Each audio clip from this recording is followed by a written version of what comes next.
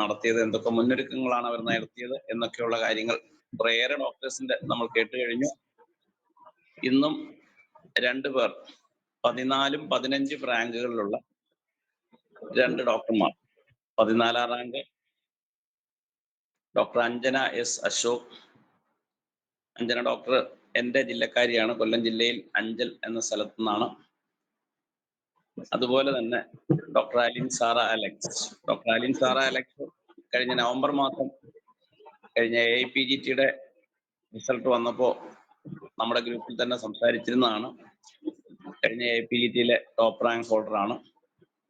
കേരള ഡോക്ടേഴ്സിന്റെ ഇടയിൽ നിന്ന് നാഷണൽ ലെവലിൽ 6ാം റാങ്കും. അപ്പോൾ അവരുടെ ഒരു പഠന രീതി ഓരോരുത്തർക്കും ഓരോ രീതിയായിരിക്കും.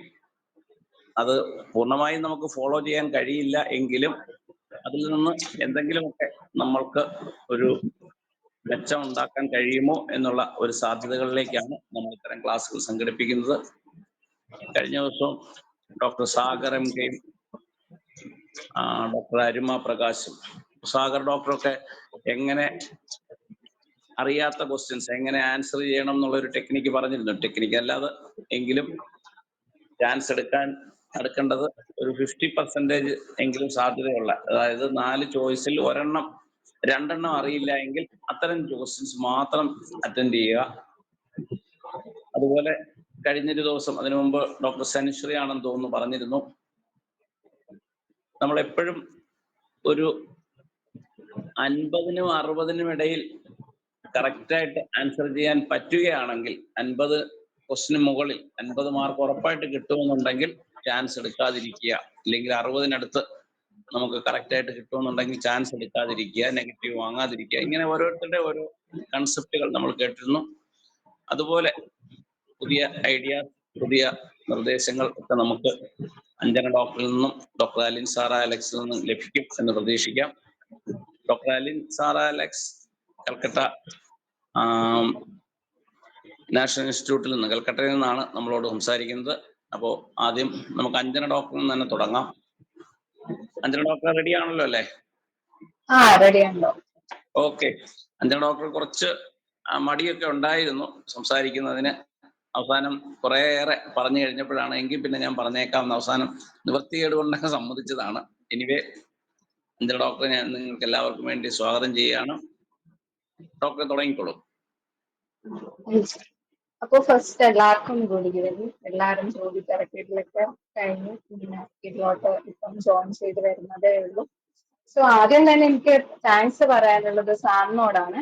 2 കാര്യങ്ങൾക്കാണ്. ഒന്ന്, PSC എക്സാം എന്ന് പറയുന്ന ഒരു എക്സാം നമ്മൾ എഴുതി കഴിഞ്ഞ ഒരു 1 ഇയർ ഗ്യാപ്പ് കഴിഞ്ഞിട്ടാണ് PSCയുടെ ഇന്റർവ്യൂ വിളിക്കുന്നത്. അപ്പൊ ആ ടൈമിൽ ഈ പറഞ്ഞ പോലെ ഒരു ഇന്റർവ്യൂവും അറ്റൻഡ് ചെയ്യാണ്ട് ഒരു എക്സ്പീരിയൻസും ഒരു കോൺഫിഡൻസും ഇല്ലാണ്ടിരുന്ന സമയത്ത് സാറ് ഞങ്ങളെ കുറെ നന്നായി ഗൈഡ് ചെയ്തിട്ടുണ്ട്.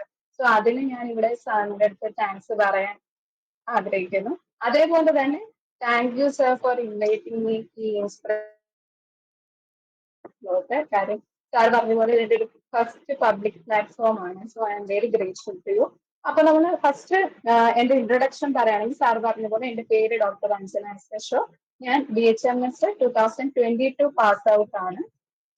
അപ്പൊ ഞാൻ അത് കഴിഞ്ഞ് ജസ്റ്റ് ഞങ്ങൾക്ക് ആ കോവിഡ് ബാച്ച് ആയിരുന്നു ഞങ്ങൾ. അപ്പൊ ഞങ്ങൾ പാസ് ഔട്ട് ആയി കഴിഞ്ഞ ഒരു 3-4 മാസം കഴിഞ്ഞിട്ടായിരുന്നു ഞങ്ങളുടെ ഫസ്റ്റ് PGയുടെ അറ്റംപ്റ്റ് വരുന്നത്. സോ ആ ഫസ്റ്റ് അറ്റംപ്റ്റിൽ തന്നെ ഒരു 100 റാങ്ക് ഉണ്ടായിരുന്നു. അത് കഴിഞ്ഞിട്ട് ഒരു കൗൺസിലിംഗും എല്ലാം കഴിഞ്ഞിട്ട് 2023 ഏപ്രിൽ ആയപ്പോൾ ഞാൻ PGക്ക് ജോയിൻ ചെയ്തതാണ്. ഇപ്പം കറന്റ് 3rd ഇയർ ആവാൻ പോവാണ്. ഓർഗനോൺ ഓഫ് മെഡിസിൻ ആണ് എന്റെ PG സബ്ജക്ട്. സോ അതാണ് ഇപ്പൊ ഉള്ളത്. ഈ ഇപ്പൊ പറഞ്ഞ കാര്യം കൂടെ എനിക്ക് ഏറ്റവും കൂടുതൽ താങ്ക്സ് പറയാനുള്ള വേറൊരു ഇത് കൂടെ ഞാൻ പറയുന്നുണ്ട്. കാര്യം ഞാൻ പറഞ്ഞ പോലെ ഏപ്രിൽ 10-ാം തീയതിയാണ് ഞാൻ ജോയിൻ ചെയ്യുന്നത്. ജൂൺ 24 PSCയുടെ എക്സാം. അപ്പം അത്രയും നേരം വീട്ടിൽ ഇരുന്നിട്ട് പെട്ടെന്ന് പഠിക്കേണ്ട PSCക്ക് പഠിക്കേണ്ട സമയമായപ്പോൾ ഇനി കോളേജിൽ വന്നു പറ്റുമോ ഇല്ലയോ എന്നൊക്കെ ഭയങ്കര കൺഫ്യൂഷൻ ആയിട്ട് ഭയങ്കര പേടിച്ചിരുന്ന സമയത്ത് ഞങ്ങളുടെ ആ ഡിപ്പാർട്ട്മെന്റ് അത്രയും ഞങ്ങളെ സപ്പോർട്ട് ചെയ്തിട്ടുണ്ട്. അത് ഞാൻ ഇപ്പം ഈ പറഞ്ഞ പോലെ ഫസ്റ്റ് ആയിട്ടാണ് ഒരു പബ്ലിക് പ്ലാറ്റ്ഫോമിൽ വന്ന് പറയേണ്ടി വരുന്നത്. അപ്പൊ ഞാൻ പണ്ടേ വിചാരിച്ചിരുന്നു അങ്ങനെ എപ്പോഴെങ്കിലും പറയാനൊരു അവസരം കിട്ടുകയാണെങ്കിൽ എന്റെ ഡിപ്പാർട്ട്മെന്റിന് I have to say that I am very proud of to be a part of എന്താ ഓർഗനോൺ ഫാമിലി എന്ന് തന്നെ പറയും. കാര്യം അവിടെ HOD ആണെങ്കിലും എല്ലാ ടീച്ചേഴ്സും എല്ലാവരും ഞങ്ങളെ എല്ലായിടത്തും ഞങ്ങളുടെ അടുത്ത് നമ്മുടെ വീട്ടുകാർ പറയുന്ന പോലെ നിങ്ങൾക്ക് ലൈഫിൽ മെയിൻ ആയിട്ട് ഒരു ടേണിംഗ് പോയിന്റ് ആണ് PGക്ക് ഓക്കെ ഇതൊക്കെ ചെയ്യണം, നിങ്ങൾ അതെല്ലാം സൈഡാക്കി വെച്ചോളൂ, നിങ്ങൾ നിങ്ങളുടെ 100% PSC പഠിക്കാൻ കൊടുത്തോളൂ എന്ന് പറഞ്ഞ് അവരുടെ ഒരു സപ്പോർട്ട് ഉണ്ട്. സോ അതിന് ഞാൻ ഇവിടെ താങ്ക്സ് അവരോടും പറയാൻ ആഗ്രഹിക്കുന്നു.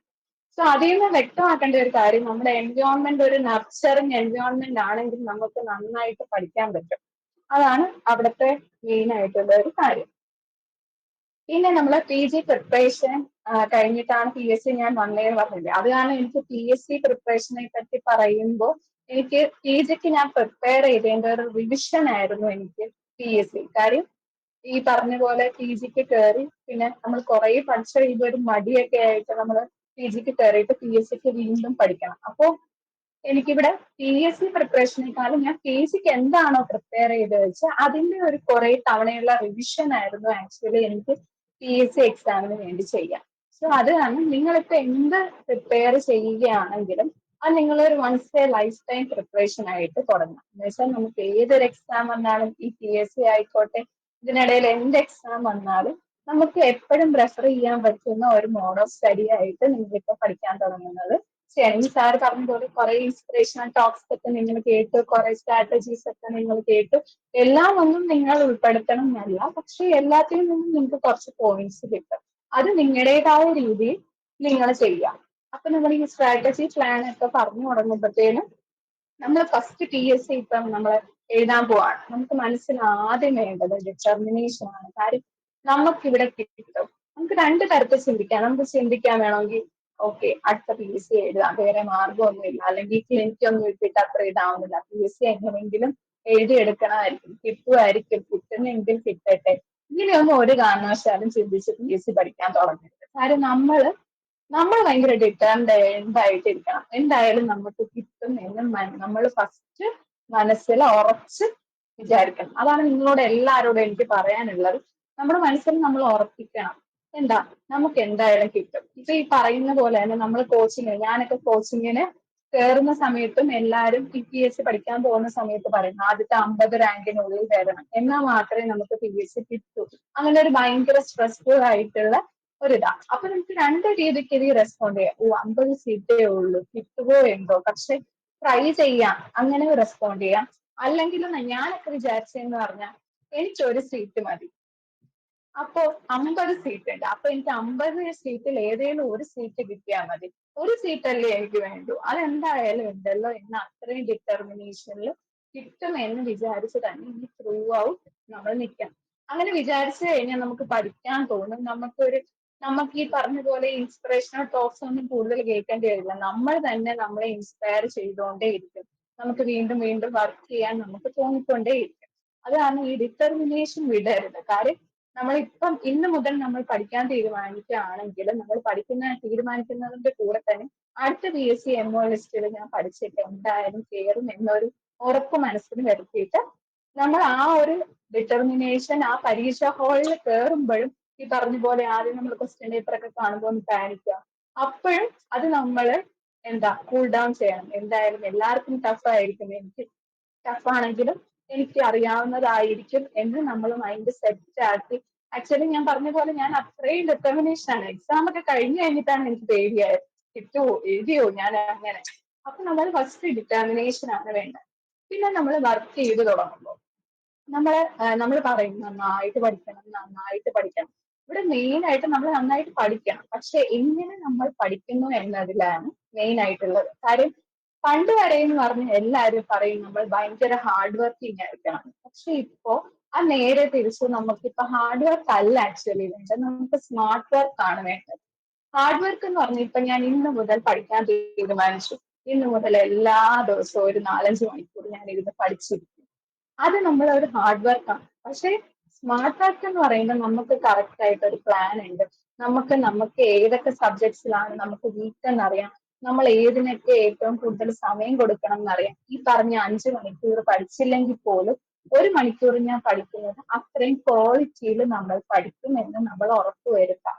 അതാണ് നമ്മൾ സ്മാർട്ട് വർക്കിൽ ചെയ്യാം. അപ്പൊ നമ്മൾ സ്മാർട്ട് വർക്കിന്റെ ഫസ്റ്റ് പാർട്ടായിട്ട് ഇപ്പൊ നിങ്ങൾ എല്ലാവരും ജോയിൻ ചെയ്ത് ഈ കോച്ചിങ് ക്ലാസ്സിലൊക്കെ പഠിക്കാൻ തുടങ്ങിയതാണ്. ഫസ്റ്റ് നിങ്ങൾ ഒരു പേപ്പർ എടുക്കാം, നമുക്ക് പഠിക്കേണ്ട എല്ലാ സബ്ജക്ട്സും എഴുതി വെക്കാം.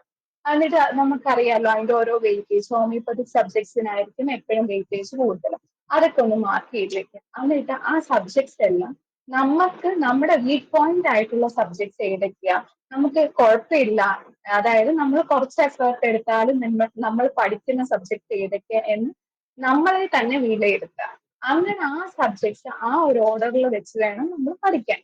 ഈ പറഞ്ഞ പോലെ ഹൈ പ്രയോറിറ്റി ഉള്ള സബ്ജക്ട്സ് എല്ലാം നമ്മൾ പഠിക്കണം, അല്ലാണ്ട് നമ്മുടെ വീക്ക് പോയിന്റും കൂടെ നമ്മൾ അറിഞ്ഞിരിക്കണം. കാര്യം ഞാനിപ്പോ എന്റെ സ്ട്രാറ്റജി പറയുന്നത് എന്റെ വീക്ക് പോയിന്റ് എന്താണെന്ന് ഞാൻ അറിഞ്ഞിട്ടായിരിക്കും. ഞാൻ അന്ന് പഠിക്കുന്ന സമയത്ത് ഈ പറഞ്ഞ പോലെ പി എച്ച് ഡി ആണെങ്കിലും പി എച്ച് ഡി ആണെങ്കിലും എനിക്ക് അത്യാവശ്യം പാടായിരുന്നു. കാര്യം ക്വസ്റ്റ്യൻസ് വരുമ്പോ രണ്ടു മൂന്ന് മെഡിസിനൊക്കെ വരുമ്പോൾ എനിക്ക് പറ്റുമോ, കൺഫ്യൂഷൻ ആവുമോ എന്ന് നല്ല പേടിയില്ല. അത് കാരണം ഞാൻ കൂടുതൽ ടൈം കൊടുത്തത് മെറ്റീരിയൽ മെഡിക്കൽ ഡ്രഗ്സ് അതൊക്കെ ഞാൻ ഫ്രഷ് ആയിട്ട് പഠിക്കാനിരിക്കുന്ന സമയത്ത് ഏറ്റവും ടഫ് ആയിട്ടുള്ളത് എടുത്തിട്ടായിരിക്കും ഞാൻ വായിക്കുന്നത്.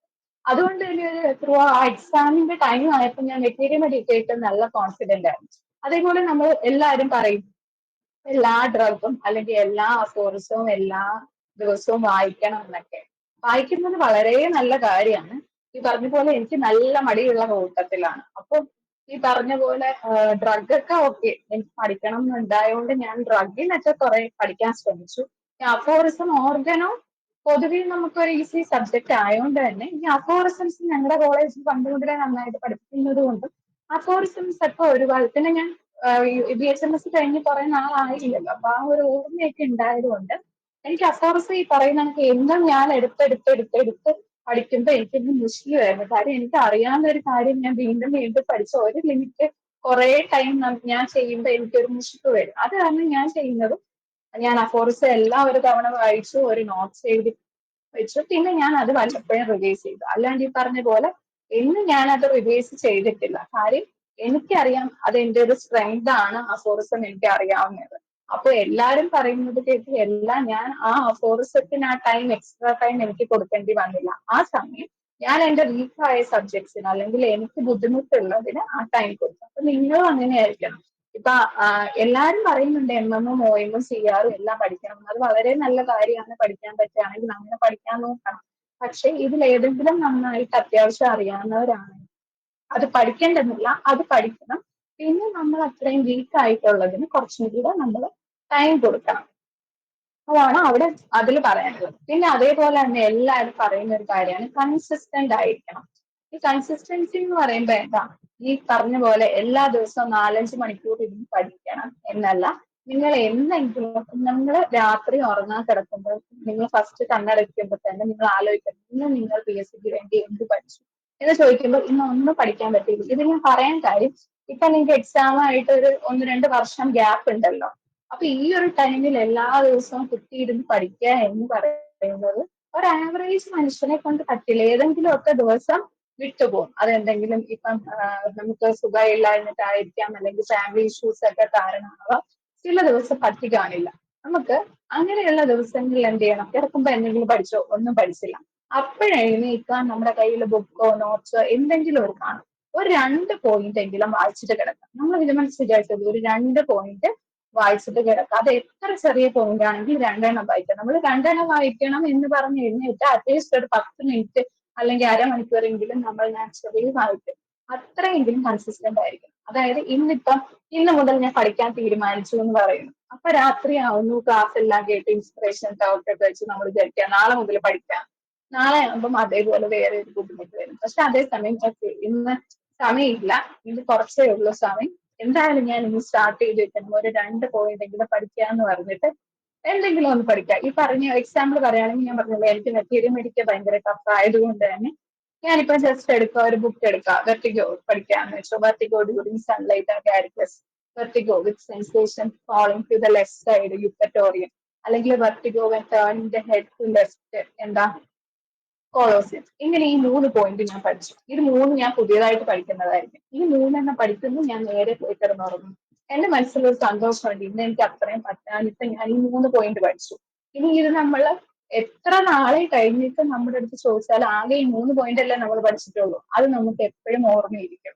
അപ്പൊ നിങ്ങൾ ആലോചിച്ച് നോക്കാം, നിങ്ങളിപ്പോ ഈ ഗ്രൂപ്പിൽ ജോയിൻ ചെയ്തു, പഠിക്കണം എന്ന് തീരുമാനിച്ചു, നിങ്ങൾ എത്ര പഠിച്ചിട്ടുണ്ടെന്ന്. കാര്യം നിങ്ങൾ പഠിക്കാത്ത എത്രയെങ്കിലും ദിവസം ഇതിന്റെ ഇടയ്ക്ക് കാണും. അങ്ങനെ ഈ പറഞ്ഞ പോലെ ഒരു 2-3 പോയിന്റ് വീതമെങ്കിലും നിങ്ങൾ പഠിച്ചിട്ടുണ്ടെങ്കിൽ അത് കൂട്ടി കൂട്ടി വരുമ്പോൾ നിങ്ങളുടെ എക്സാമിന്റെ സമയത്ത് നിങ്ങൾക്ക് ഒരു ബർഡനും കാണില്ല. നിങ്ങൾ ജസ്റ്റ് റിവൈസ് ചെയ്യേണ്ട ആവശ്യം മാത്രമേ ഉള്ളൂ. അതാണ് പറയാനുള്ളത്. ആദ്യം നമ്മൾ പറഞ്ഞ പോലെ തന്നെ നല്ല ഡിറ്റർമൈൻഡ് ആയിരിക്കണം. ആ ഡിറ്റർമിനേഷൻ നമ്മളെ പഠിക്കാൻ പ്രേരിപ്പിക്കുന്നതുമായിരിക്കും.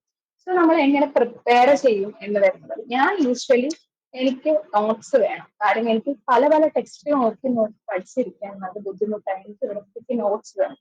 സോ എങ്ങനെ നോട്ട് പ്രിപ്പയർ ചെയ്യാം? കുറെ പേര് നിങ്ങൾ ഓൾറെഡി പറഞ്ഞതാണ്, കുറെ പേര് പേപ്പറിലായിരിക്കും, കുറെ പേര് ചെറിയ ബുക്കായിരിക്കും, അങ്ങനെ എന്തെങ്കിലുമൊക്കെ ആവാം. അത് നിങ്ങളുടെ ചോയ്സ് ആണ്. ഞാൻ യൂഷ്വലി ചെയ്തത് വലിയ നോട്ട്ബുക്ക് കിട്ടും, ഹാർഡ് ബൈൻഡ് ആയിട്ടുള്ള നോട്ട്ബുക്ക് ഞാൻ കാണിച്ചു തരാം. ഇതുപോലുള്ള വലിയ 5 സബ്ജക്ട്സ് നോട്ട്ബുക്ക് എന്ന് പറഞ്ഞിട്ട് നോട്ട്ബുക്ക് കിട്ടും. ഇത് ആക്ച്വലി എന്റെ പി ജിക്ക് ഞാൻ എഴുതിയ നോട്ട്സ് എഴുതിയത് ഈ ബുക്കിലാണ്. ഇതെനിക്ക് ഞാൻ വെറുതെ സാധാ നോട്ട്സ് എഴുതുന്ന കണ്ടപ്പോ എന്റെ ചേച്ചി ഒരു ദിവസം വാങ്ങിച്ചിട്ട് തന്നെ, ഇതും കുറെ കളർ പെന്നും വാങ്ങിച്ചു തന്നിട്ട്, നീ ഇതിൽ എഴുതും നോട്ട് എന്ന് പറഞ്ഞിട്ട് വാങ്ങിച്ചു തന്നതാ. ഇതാണ് ഞാൻ പി ജിക്ക് പ്രിപ്പയർ ചെയ്തത്. ഈ സാധനം വായിച്ചിട്ടാണ്. പി എസ് സിക്ക് പ്രിപ്പയർ ചെയ്തും ഈ സെയിം ബുക്ക് വായിച്ചിട്ടാണ്. സോ ഇതിന്റെ ഉള്ളിലോട്ട് നമ്മൾ വരികയാണെങ്കിൽ നമ്മളെ നോട്ട്സ് ഇങ്ങനെയായിരിക്കും. കാണാൻ പറ്റുന്നുണ്ടെന്ന് ഞാൻ വിശ്വസിക്കുന്നു. ഇതിൽ എല്ലാ സബ്ജക്ട്സും ഉണ്ട് ഓൾമോസ്റ്റ്. കാണാൻ പറ്റുന്നുണ്ടോ? ഇതിവിടെ ഞാൻ കാണിക്കാൻ ഉദ്ദേശിച്ചത്, നമുക്ക് നമ്മുടെ ഹാൻഡ് റൈറ്റിംഗ് എങ്ങനെ വേണമെങ്കിലും ആവാം, പക്ഷെ വൃത്തിക്ക് നോട്ട് പ്രിപ്പയർ ചെയ്യണം എന്ന് ഉദ്ദേശിക്കുന്നത് പറയുന്നത് നമ്മുടെ ഹാൻഡ് റൈറ്റിംഗ് മതി, പക്ഷെ പ്രോപ്പർ സ്പേഷ്യസ് ആയിട്ട് വേണം. കാര്യം ഇന്ന് ഞാൻ പഠിക്കാൻ തീരുമാനിച്ചെന്ന് പറഞ്ഞ ഒരു കുഞ്ഞു ബുക്ക് എടുത്ത് അല്ലെങ്കിൽ ഒരു തുണ്ട് പേപ്പർ ഇട്ട് കുരുകുരാ എഴുതിയ പിന്നെ നമുക്കത് വായിക്കുമ്പോൾ, ഞാൻ പറഞ്ഞില്ലേ ഞാനിത് പി ജിക്ക് പ്രിപ്പയർ ചെയ്തതാ, പി എസ് സിക്ക് എനിക്ക് ഇത് ജസ്റ്റ് റിലീസ് ചെയ്യേണ്ടി വന്നോളൂ. പി എസ് സിക്ക് ഞാൻ ഇത് എടുക്കുമ്പോൾ കറക്റ്റ് ഓർഡറിലാണ്, കറക്റ്റ് സ്പേസിലാണ്, അതേപോലെ കളേഴ്സും യൂസ് ചെയ്തിട്ടാണ് എഴുതുന്നത്. അപ്പൊ ചിലർ പറയും ഈ കളർ പെൻസിലൊക്കെ എന്തിനാ, സാധാ എഴുതിയാൽ പോരെയെന്ന്. മതി, നിങ്ങൾക്ക് കളർ പെൻ യൂസ് ചെയ്യണ്ടെങ്കിൽ യൂസ് ചെയ്യണ്ട. പക്ഷെ കളർ പെൻ യൂസ് ചെയ്താലുള്ള ഒരു ഗുണം എന്താണെന്ന് വെച്ചാൽ നമുക്കൊരു കാര്യമുണ്ട്, വിഷ്വൽ മെമ്മറി. ഈ വിഷ്വൽ മെമ്മറിയാണ് നമ്മൾ MCQs ചെയ്യുമ്പോൾ നമുക്ക് ഏറ്റവും കൂടുതൽ നമ്മളെ ഗൈഡ് ചെയ്യുന്നത്, നമ്മൾ പോലും അറിയാതെ. കാര്യം നമ്മൾ കുറെ റിവ്യൂസ് ചെയ്ത് പഠിക്കും. നമ്മൾ ക്വസ്റ്റ്യൻ കാണുമ്പോഴത്തേനും ഇൻസ്റ്റിറ്റ്യൂട്ടിൽ നമുക്ക് ക്വസ്റ്റ്യൻ ആയിട്ട് ഇത് എവിടെയോ കേട്ടിട്ടുണ്ട്, പക്ഷെ ആൻസർ അല്ലേ. പക്ഷെ നമ്മൾ ഈ പറഞ്ഞ പോലെ ഓപ്ഷൻസ് കാണുമ്പോൾ നമുക്ക് മനസ്സിലാവും ഇതാണ് ഇതാണ്. അപ്പൊ നമ്മൾ കളേഴ്സ് യൂസ് ചെയ്താലുള്ള ഗുണം എന്താന്ന് വെച്ചാൽ നമ്മളിപ്പോ 2 പടം കാണാം, നല്ലൊരു കളർഫുൾ ഫോട്ടോയും അല്ലെങ്കിൽ ഒരു ജസ്റ്റ് വെറുതെ സ്ക്രിബിൾ ചെയ്ത് പെൻസിൽ വെച്ച് സ്ക്രിബിൾ ചെയ്ത ഫോട്ടോ, ഏതിന്റെ ഡീറ്റെയിലിംഗ് ആയിരിക്കും നമ്മൾ ഓർത്തിരിക്കുക? കളർ ആയിട്ടുള്ളതിന്റെ ഡീറ്റെയിലിംഗ് ആയിരിക്കും നമ്മുടെ ബ്രെയിൻ മെയിൻലി പെട്ടെന്ന് അബ്സോർവ് ചെയ്യുക. അപ്പൊ നമുക്ക് തന്നെയാണ് അങ്ങനെ നമ്മൾ ആ ടൈം എടുത്ത് നോട്ട്സ് പ്രിപ്പയർ ചെയ്താലുള്ള ഗുണം. ഒരു എക്സാമ്പിൾ പറയുകയാണെങ്കിൽ പി എസ് സി എക്സാമിനായിരുന്നു എന്ന് തോന്നുന്നു, പി എസ് സിയുടെ തന്നെയാണെന്ന് തോന്നുന്നു, ഒരു ക്വസ്റ്റ്യൻ ഉണ്ടായിരുന്നു, HUS is caused by which variant of E. coli. അപ്പം ഈ പറഞ്ഞ ഈ സെയിം ടെക്സ്റ്റ് ബുക്കിൽ ഈ സെയിം നോട്ടിൽ ഞാൻ എഴുതിയിട്ടുള്ള ഒരു ക്വസ്റ്റ്യൻ ആണ് അത്. പക്ഷെ ഈ it is caused by EHEC എന്ന് മാത്രമേ എനിക്ക് ഓർമ്മയുള്ളൂ, ഞാൻ അത് പഠിച്ചത് എഴുതിയത്. പക്ഷെ അതിന്റെ ഓപ്ഷനിൽ നോക്കിയപ്പോൾ കുറെ വേരിയൻസിന്റെ നമ്പറാണ്, E0157, S7, A and B, അങ്ങനെ ഇങ്ങനെയൊക്കെ പറഞ്ഞ് കുറെ ഓപ്ഷൻസ് ഉണ്ട്. അപ്പൊ എനിക്ക് ഇതിന്റെ വേരിയന്റ് ആയിട്ട് പഠിച്ചത് എനിക്ക് ഓർമ്മയില്ല, പക്ഷെ എനിക്ക് ഓപ്ഷൻ കണ്ടപ്പോൾ എനിക്ക് അറിയായിരുന്നു അത് E0157 H7 ആണ്. അപ്പൊ ഞാൻ തന്നെ ആലോചിച്ചത് എവിടെ നിന്നാ എനിക്ക് ഓർമ്മ, അപ്പൊ അതെനിക്കറിയില്ല. പക്ഷെ എനിക്കത് അറിയാമായിരുന്നു, ഇത് തന്നെയാണ് ആൻസർ. കാര്യം എനിക്കത് നന്നായിട്ട് എന്റെ ബ്രെയിനിൽ പതിഞ്ഞ ഒരു സാധനം. അങ്ങനെ ഞാനത് ഈ പറഞ്ഞ പോലെ മാർക്ക് ചെയ്തു. അത് കഴിഞ്ഞിട്ട് ഞാൻ പിന്നെ എന്തോ എക്സാമിനോ എന്തിനോ ഈ ബുക്ക് ജസ്റ്റ് ടേൺ ചെയ്ത് നോക്കിയപ്പോ ഈ ബുക്കിൽ ഞാൻ നല്ല കളറിൽ എഴുതിയിട്ടിട്ടുണ്ട്. സോ ആ എഴുതിയിട്ടതാണ് ഞാൻ പോലും അറിയാതെ എന്റെ മൈൻഡിൽ അത് അത്ര, നിങ്ങൾ ആലോചിക്കണം, ആ ഒരു നമ്പേഴ്സ് ആണ്, ആ നമ്പേഴ്സ് പോലും അത്രയും വ്യക്തമായി എന്റെ ബ്രെയിനിൽ ഓർത്തിരുന്നത് ഈ പറഞ്ഞ പോലെ കറക്റ്റ് സ്പേഷ്യസ് ആയിട്ട് കറക്റ്റ്. നമ്മളുടെ ഹാൻഡ് റൈറ്റിംഗ് നമ്മൾ എത്ര പന്നലാണെങ്കിലും നമുക്ക് നന്നായിട്ട് മനസ്സിലാവുന്നത്. സോ നമ്മുടെ ഹാൻഡ് റൈറ്റിംഗിൽ ആ കളർ ഒരു ഇത് വന്നിട്ട് നമ്മുടെ വിഷ്വൽ മെമ്മറിയാണ് നമ്മളെ കൊണ്ട് അത് അവിടെ റീപ്രൊഡ്യൂസ് ചെയ്യുന്നത്. സോ അതുകൊണ്ട് നമ്മൾ നോട്ട്സ് എന്തായാലും പ്രിപ്പയർ ചെയ്യേണ്ട ഒരു അത്യാവശ്യമായിട്ടുള്ള ഒരു കാര്യമാണ്. പിന്നെന്താ ഉള്ളത്?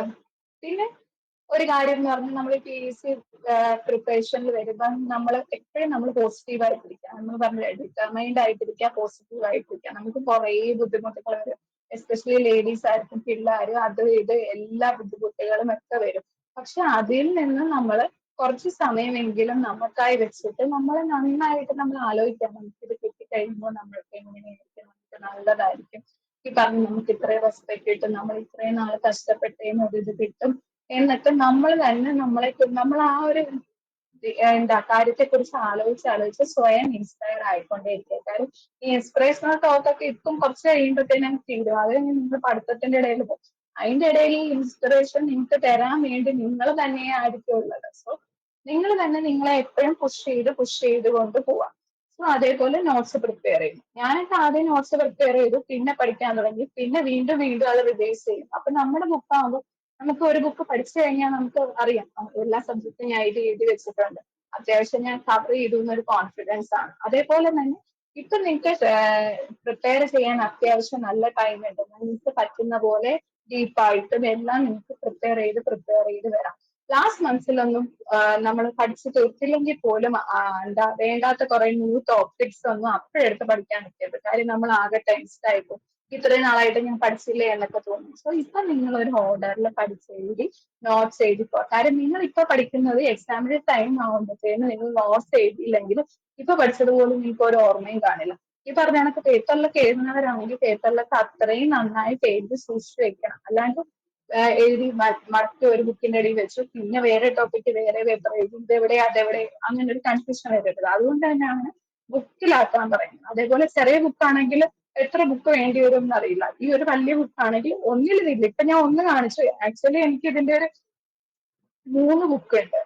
പക്ഷെ ആ 3 ബുക്ക് ഉണ്ടായതിന്റെ ഗുണം എന്താന്ന് പറഞ്ഞാൽ ഇപ്പൊ ഒരു കോമ്പറ്റേറ്റീവ് എക്സാം വന്നാലും എനിക്കൊരു ഷ്യൂറിറ്റി ഉണ്ട്. ഈ 3 ബുക്ക് ഞാൻ ഒരു തവണ വായിച്ചാൽ എനിക്ക് ആ എക്സാം ക്രാക്ക് ചെയ്യാൻ പറ്റും എന്നൊരു കോൺഫിഡൻസ് ഉണ്ട്. കാര്യം അത്രയും എന്റെ എഫേർട്ട് അതിൽ ഞാൻ ഇട്ടിട്ടുണ്ട്. ഇനി PSC പ്രിപ്പറേഷനിലോട്ട് ഞാൻ പറഞ്ഞു വരുന്നത് തന്നെ ആ PG ഞാൻ പ്രിപ്പയർ ചെയ്തത് എന്റെ ഫസ്റ്റ് അറ്റംപ്റ്റ് ആയിരുന്നു PGയുടെ. അപ്പൊ ഒരു 4 months ആണ്. ഞങ്ങൾക്ക് ഇന്റേൺഷിപ്പ് കഴിഞ്ഞ് 4 മാസം കഴിഞ്ഞിട്ടായിരുന്നു ഞങ്ങളുടെ ഫസ്റ്റ് PG എക്സാം. കാര്യം കോവിഡ് ആയതുകൊണ്ട് ഇന്റേൺഷിപ്പിന്റെ സമയമല്ലായിരുന്നു, അത് കഴിഞ്ഞിട്ടായിരുന്നു. സോ ആ 4 മാസം തൊട്ട് ഞാൻ ഈ നോട്ട്സ് എഴുതി അത് റിലീസ് ചെയ്തിട്ടാണ് PG എക്സാം എഴുതുന്നത്. പിന്നെ നമുക്ക് ഗ്രാജുവലി നമ്മൾ കൗൺസിലിങ്ങും അതും ഇതും ഒക്കെ ആയിട്ട് പഠിത്തമൊക്കെ ഒന്ന് നിർത്തി ലൂസായിട്ട് വരുന്നിട്ട് പിന്നെ ഇവിടെ കയറി കഴിഞ്ഞപ്പോഴാണ് വീണ്ടും പഠിക്കാൻ വരുന്നത്. അപ്പോൾ PSC വീണ്ടും ഈ പറഞ്ഞ സംഭവങ്ങൾ തന്നെ റിവൈസ് ചെയ്ത് വരും. പിന്നെ നമ്മൾ നോർമലി എക്സാം റൂമിൽ ചെല്ലുമ്പോഴത്തേനും നമ്മൾ ക്വസ്റ്റ്യൻ പേപ്പർ കൈ കിട്ടുമ്പോഴത്തേനും നമുക്ക് ഭയങ്കര ടെൻഷൻ ആയിരിക്കും, നല്ല ടെൻഷൻ ആയിരിക്കും. അപ്പൊ നമ്മൾ ആലോചിക്കേണ്ടത് ഈ എഴുതുന്ന എല്ലാവർക്കും ഈ ടെൻഷൻ ആയിരിക്കും. നമ്മൾ ഫസ്റ്റ് ക്വസ്റ്റ്യൻ വായിക്കും, അപ്പൊ നമ്മൾ വിചാരിക്കും നമുക്കിത് അറിയില്ല, എനിക്കിത് അറിയില്ലല്ലോ, ഇനി എന്ത് ചെയ്യും, പോയി പരീക്ഷ, അങ്ങനെ വിചാരിക്കില്ല. അതറിയില്ലെങ്കിൽ ഓക്കെ അത് വിട്ടേക്കും, സെക്കൻഡ് ക്വസ്റ്റ്യൻ വായിക്കും. അതും അറിയില്ലെങ്കിൽ അതും കുഴപ്പമില്ല, അടുത്ത് വാങ്ങിക്കും. കാര്യം നമ്മൾ ആലോചിക്കേണ്ടത് എല്ലാവർക്കും ആ ഒരു ടഫ്നെസ് ഉണ്ടായിരിക്കും. ആ ടഫ് ആയിട്ടുള്ള പാനിക് ആയിട്ടുള്ള സിറ്റുവേഷനിൽ നമ്മളത് ക്രാക്ക് ചെയ്യണം. അത് നമ്മൾ എക്സാം എഴുതുമ്പോൾ തന്നെ ഫസ്റ്റ് നമ്മൾ എപ്പോഴും പറയുന്നതാണ് അറിയാവുന്ന ക്വസ്റ്റ്യൻസ് മാത്രം എഴുതുക. പിന്നെ ഈ നമ്മൾ നേരത്തെ പറഞ്ഞത് 50-50 റൂൾ, അതായത് രണ്ട് ഓപ്ഷൻ എന്തായാലും അല്ലാന്നറിയാം, ഏതെങ്കിലും രണ്ടിൽ ഏതാണ് കൺഫ്യൂഷൻ ഉള്ള ക്വസ്റ്റ്യൻ. ഇത് ചെറുതായിട്ട് ഞാൻ ക്വസ്റ്റ്യൻ പേപ്പറിൽ തന്നെ ജസ്റ്റ് മാർക്ക് ചെയ്ത് വെക്കുമായിരുന്നു. കാര്യം സെക്കൻഡ് റൗണ്ട് വരുമ്പോൾ ഞാൻ ഈ ക്വസ്റ്റ്യൻസ് ആയിരുന്നു നോക്കുന്നത്. സാറ് നേരത്തെ പറഞ്ഞ പോലെ നമ്മൾ അറിയാവുന്ന മാത്രം എഴുതുക എന്നൊരു ഓപ്ഷൻ എന്ന് പറഞ്ഞാൽ നമ്മൾ ഭയങ്കര സ്ട്രെസ്ഡ് ആയിരിക്കും. കാര്യം നമ്മൾ ആൻസർ കീ നോക്കുമ്പോൾ അറിയാം നമ്മൾ 100% അറിയാമെന്ന് പറഞ്ഞ് ഇതിൽ നമുക്ക് നെഗറ്റീവ് വേണം. സോ എല്ലാ എക്സാമിനും എനിക്ക് പറയാനുള്ളതെന്ന് പറഞ്ഞാൽ നമ്മളൊരു റിസ്ക് എടുക്കണം. പക്ഷെ ഈ പറയുന്ന കണക്ക് വെറുതെ ബ്ലണ്ടർ അടിച്ച് എഴുതാനല്ല ഉദ്ദേശിച്ചത്. നമ്മൾ അത്രയും പഠിച്ചിട്ടുണ്ട്, നമുക്ക് അത്രയും കോൺഫിഡൻസ് ഉണ്ട് എങ്കിൽ ഈ പറഞ്ഞ പോലെ 50% നമുക്ക് ഉറപ്പാണ്. രണ്ടെണ്ണത്തിൽ വന്ന് ഇതിൽ ഏതോ ആണെന്ന് നമുക്ക് ഉറപ്പാണെങ്കിൽ അങ്ങനെ ഒരു ക്വസ്റ്റ്യനിൽ 75% നമ്മുടെ ചാൻസ് എന്താ, അത് കറക്റ്റ് ആയിരിക്കും. ഇൻ കേസ് ആയില്ലെന്ന് വെച്ചാൽ ഇപ്പൊ 50 ക്വസ്റ്റ്യൻ ഞാൻ എഴുതി അറിയാവുന്നത്, അതിൽ കുറച്ച് നെഗറ്റീവ് കാണും. പിന്നീട് ഞാൻ ഈ പറഞ്ഞ 50-50 ചാൻസ് ഉള്ള ഒരു 20 ക്വസ്റ്റ്യൻ എഴുതാം. അപ്പൊ ഈ 20 ക്വസ്റ്റ്യനിൽ 75% ഞാൻ എഴുതിയത് ശരിയാവാനാ ചാൻസ്.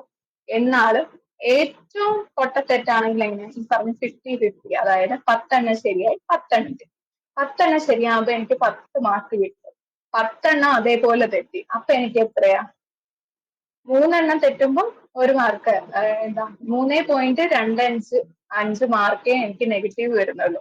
അപ്പൊ അവിടെ എനിക്ക് 6 പോയിന്റ് സംതിങ് മാർക്ക് എനിക്ക് അവിടെ ഗെയിൻ ആണ്. ഞാൻ ആ ഒരു റിസ്ക് റിസ്ക് എടുത്തുകൊണ്ട് മാത്രം 6 മാർക്ക് പോയി. കട്ട് ഓഫ് കിട്ടേണ്ട എനിക്ക് 6 മാർക്ക് എക്സ്ട്രാ വന്നു കഴിഞ്ഞാൽ എന്റെ റാങ്ക് അത്രയും ഫ്രണ്ടിലാവും.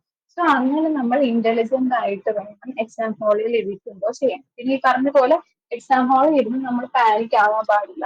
കാര്യം എനിക്കും കുറെ പേരെ അറിയാം ഈ നെഗറ്റീവേ വരുന്നത് എന്ന് പറഞ്ഞ് ഭയങ്കര സ്ട്രെസ്ഡായി 50 എണ്ണം എഴുതി 50 എണ്ണം ശരിയായവരുണ്ട്. പക്ഷെ അവര് ഈ പറഞ്ഞ പോലെ കട്ട് ഓഫ് വന്നത് 52. എന്നിട്ട് അവര് തന്നെ പറഞ്ഞിട്ടുണ്ട് എഴുതണം നെഗറ്റീവ് വേണ്ട എന്ന് പറഞ്ഞ് മാറ്റി വെച്ച 10 എണ്ണവും കറക്റ്റ് ആയിരുന്നു എന്ന് പറയുന്നതുണ്ട്.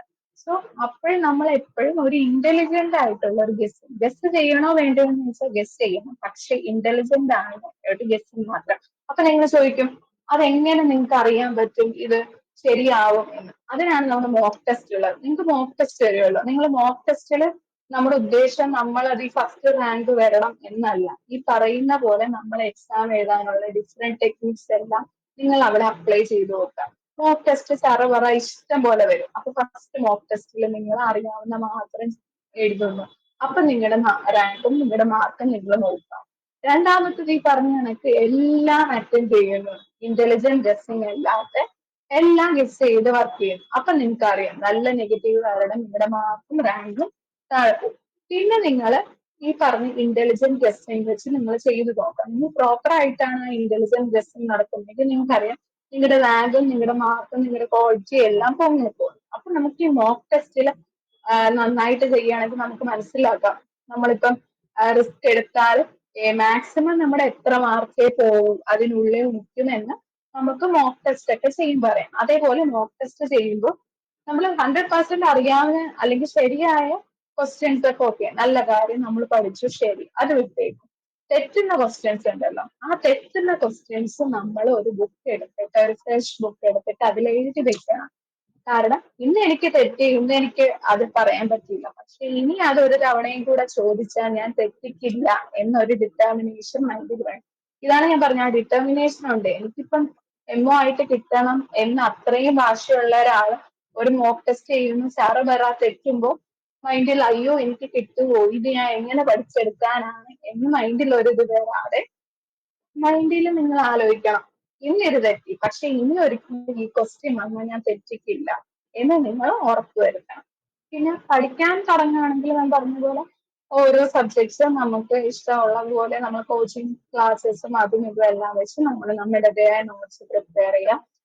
ആദ്യമൊക്കെ അന്ന് പറയുമായിരുന്നു നമ്മുടെ മെറ്റീരിയൽ മേടിക്കുക കീനോട്ടിൽ നിന്ന് മാത്രമാണെന്ന്. പക്ഷെ ബോറിക്കിലുണ്ട്. അപ്പൊ നമ്മൾ എല്ലാവരും പറയുന്ന പോലെ ബോറിക്കും കീനോട്ടും കൂടെ ചേർത്ത് പഠിക്കാനുള്ള ഏറ്റവും നല്ല മാർഗം ബോറിക്കിലെ എല്ലാ ഇറ്റാലിക് സാധനങ്ങളും നമ്മുടെ കീനോട്ടിൽ തന്നെ എഴുതി വെക്കുക.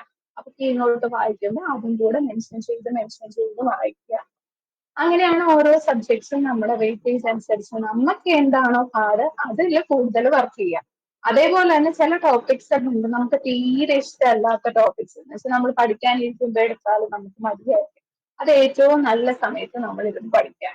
എന്നിട്ട് അന്ന് രാത്രി കിടക്കുന്നതിന് മുന്നേ ജസ്റ്റ് ആ ടോപ്പിക് നമുക്ക് ഏറ്റവും വൃത്തികേടായിട്ട് നമുക്ക് ഏറ്റവും ഓർമ്മ നിൽക്കാത്ത ആ ടോപ്പിക് ഒന്ന് വായിച്ചു വെച്ചിട്ട് കിടക്കാം.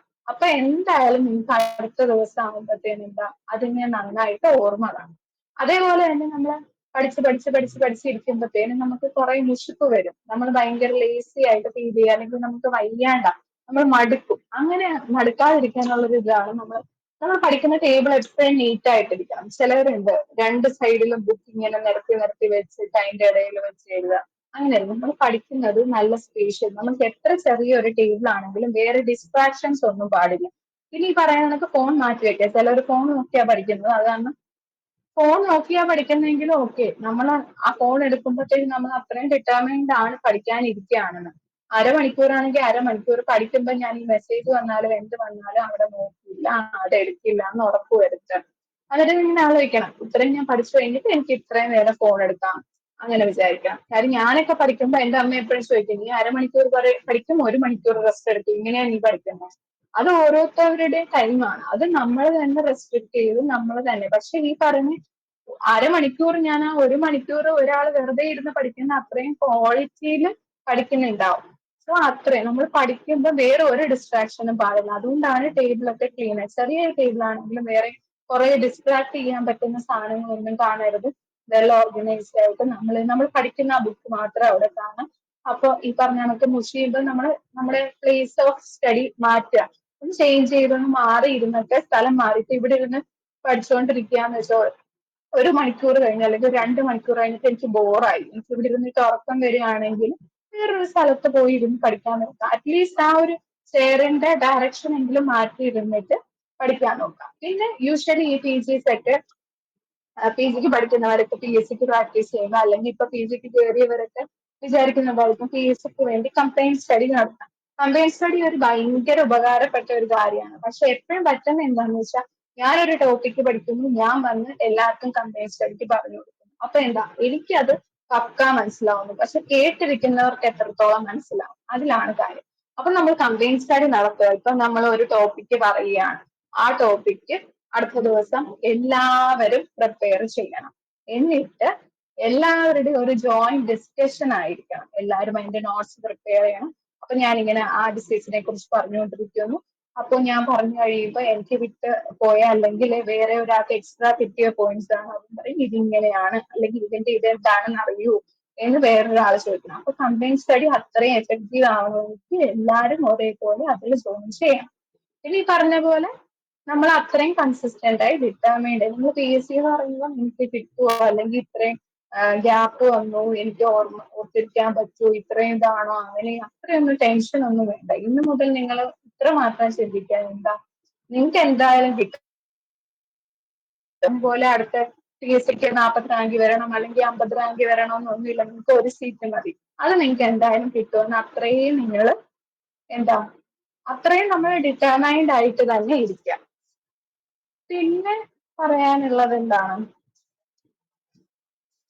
ഇത്രയൊക്കെയാണ് മെയിൻ ആയിട്ട് പറയാനുള്ളത്.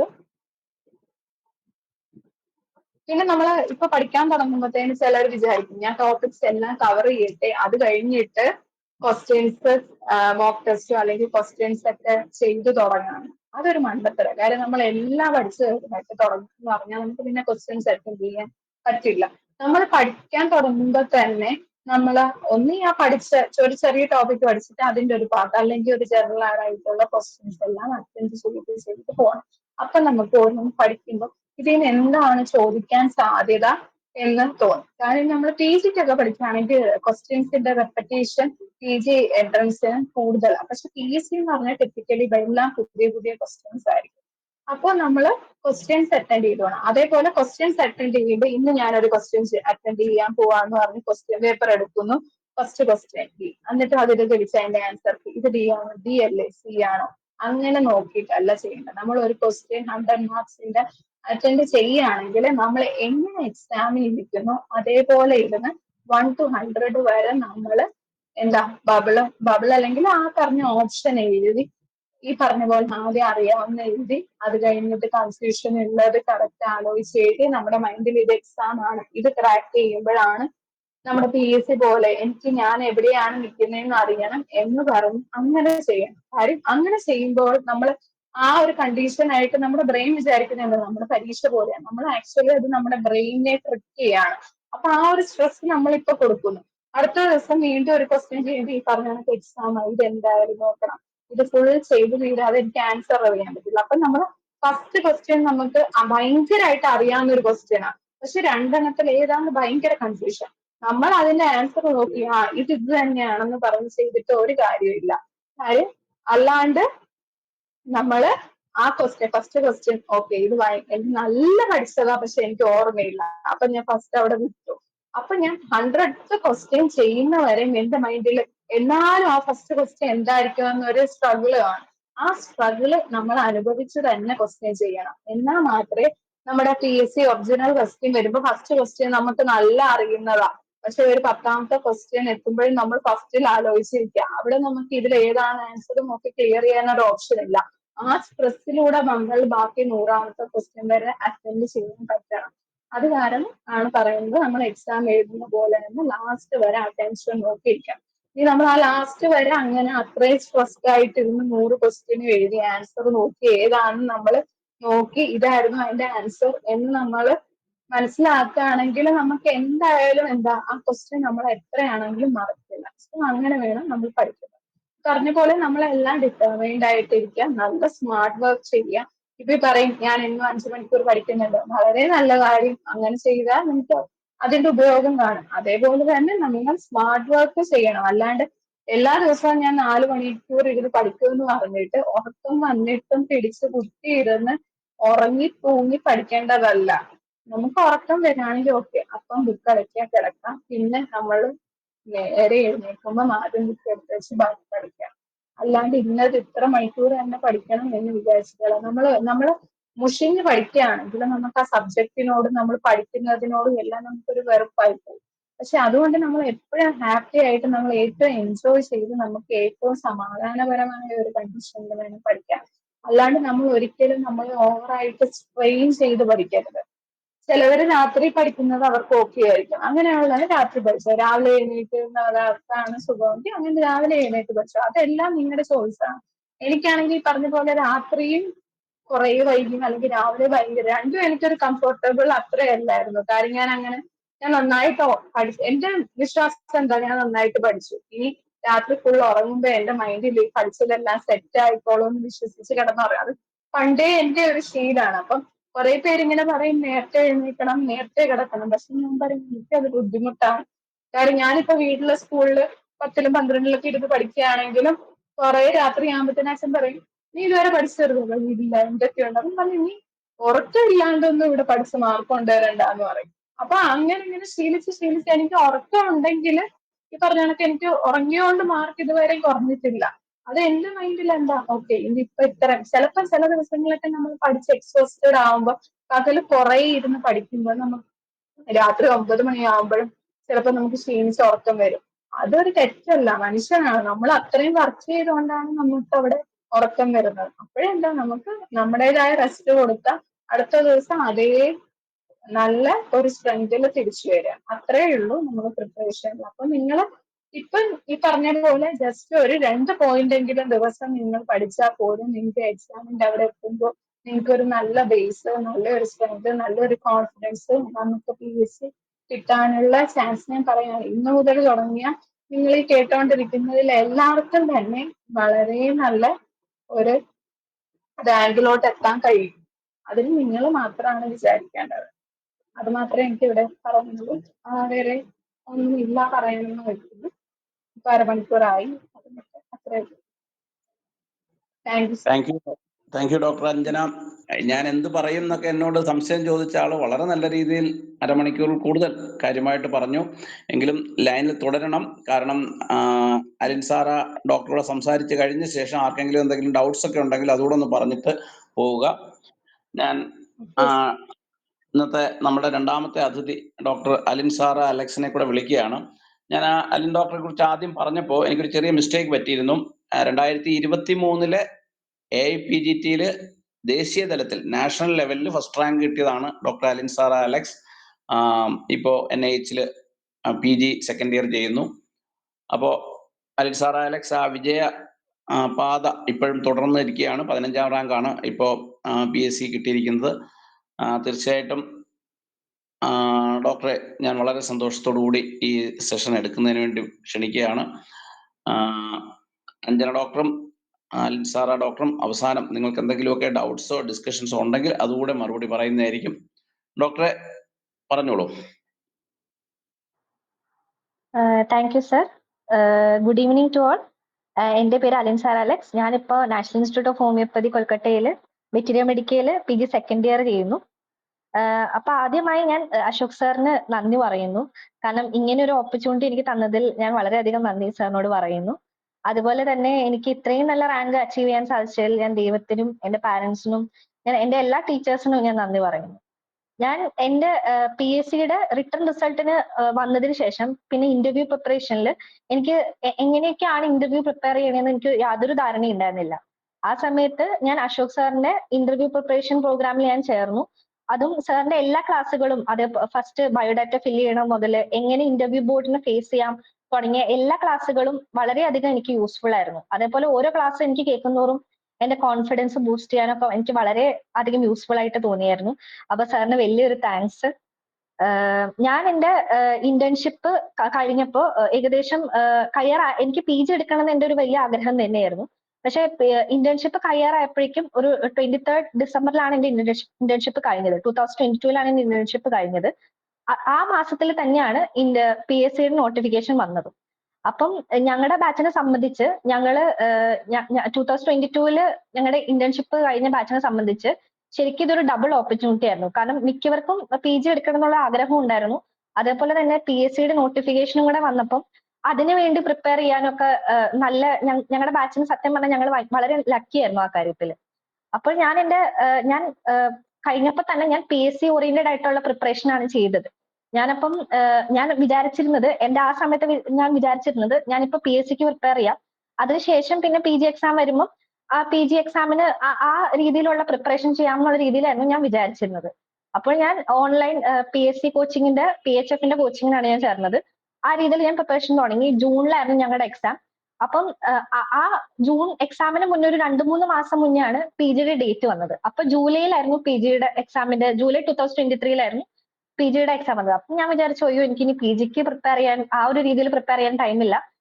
അപ്പൊ ഞാൻ എന്തായാലും PSCക്ക് പ്രിപ്പയർ ചെയ്യുന്ന സെയിം വെച്ചിട്ട് തന്നെ പ്രിപ്പയർ ചെയ്യാന്ന് വിചാരിച്ചു. അപ്പൊ ഞാൻ വിചാരിച്ചു അത് നടക്കുവോ, എങ്ങനെയാവും, PGക്ക് വേറൊരു പ്രിപ്പറേഷൻ ആണെന്നുള്ള രീതിയിലായിരുന്നു. പക്ഷെ അതെന്റെ ഒരു തെറ്റിദ്ധാരണയായിരുന്നു. നേരത്തെ ഡോക്ടർ പറഞ്ഞ പോലെ തന്നെ ഞാൻ ഈ PSCക്ക് പ്രിപ്പയർ ചെയ്തത് വെച്ചിട്ട് തന്നെയാണ് എനിക്ക് PGക്ക് ഇത്രയും നല്ല ഫസ്റ്റ് റാങ്ക് കിട്ടാനൊക്കെ എന്നെ സഹായിച്ചത്. അപ്പൊ ഇപ്പം നിങ്ങൾ ഈ തുടങ്ങുന്ന പ്രിപ്പറേഷൻ നിങ്ങൾ നല്ല സിൻസിയർ ആയിട്ടും അതുപോലെ തന്നെ നല്ല മികച്ചതായിട്ടും അതേപോലെ തന്നെ മോക്ക് ടെസ്റ്റ് എക്സാംസ് ഒക്കെ ചെയ്ത് നിങ്ങൾ ഇപ്പൊ തന്നെ പ്രിപ്പറേഷൻ സ്റ്റാർട്ട് ചെയ്യുകയാണെങ്കിൽ അത് നിങ്ങൾക്ക് ഹോമിയോപ്പതിയിലെ ഏതൊരു കോമ്പറ്റേറ്റീവ് എക്സാം ആയിക്കോട്ടെ ഏതൊരു എക്സാമിലും നല്ലൊരു റിസൾട്ട് കിട്ടാൻ നിങ്ങളെ സഹായിക്കും. അപ്പൊ നിങ്ങൾക്ക് ഇപ്പൊ PSCയുടെ ആണെങ്കിൽ ഒരു 3 വർഷമുണ്ട്, അതിനിടയിൽ ഇഷ്ടംപോലെ എക്സാംസും വരും. അപ്പം അതിനൊക്കെ നിങ്ങളുടെ ഈ ഒരു പ്രിപ്പറേഷൻ നിങ്ങളെ സഹായിക്കും. അപ്പൊ ഞാൻ എന്റെ PSC പ്രിപ്പറേഷന് PHFന്റെ ഓൺലൈൻ കോച്ചിങ്ങിനാണ് ചേർന്നത്.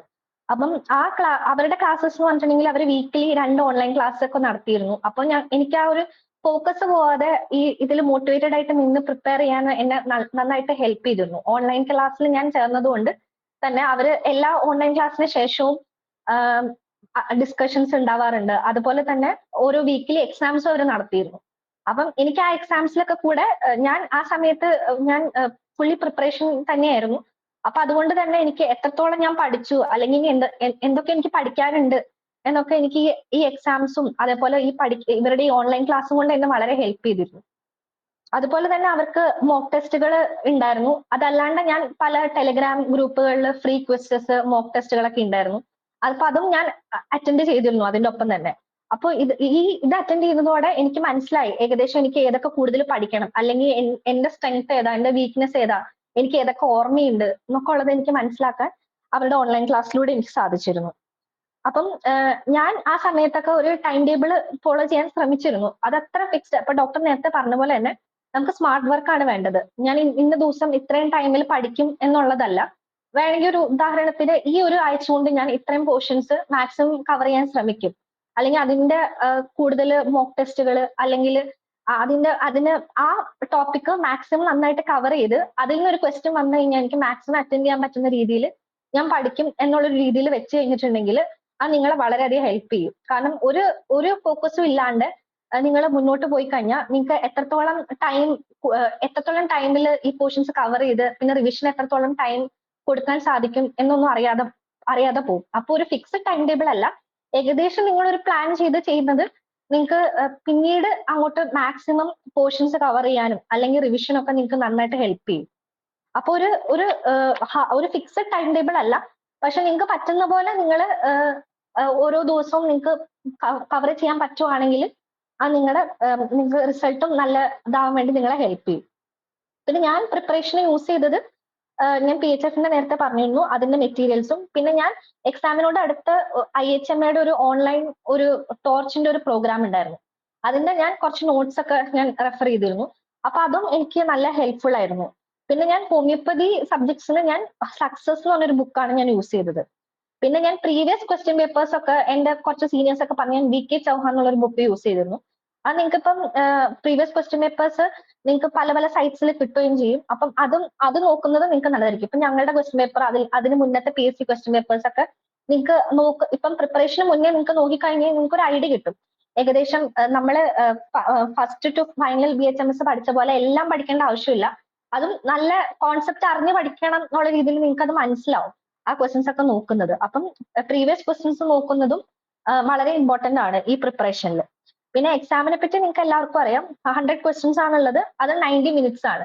അപ്പൊ നോക്കിക്കഴിഞ്ഞിട്ടുണ്ടെങ്കിൽ 1 മിനിറ്റ് പോലും ഒരു ക്വസ്റ്റ്യൻ ഇല്ല.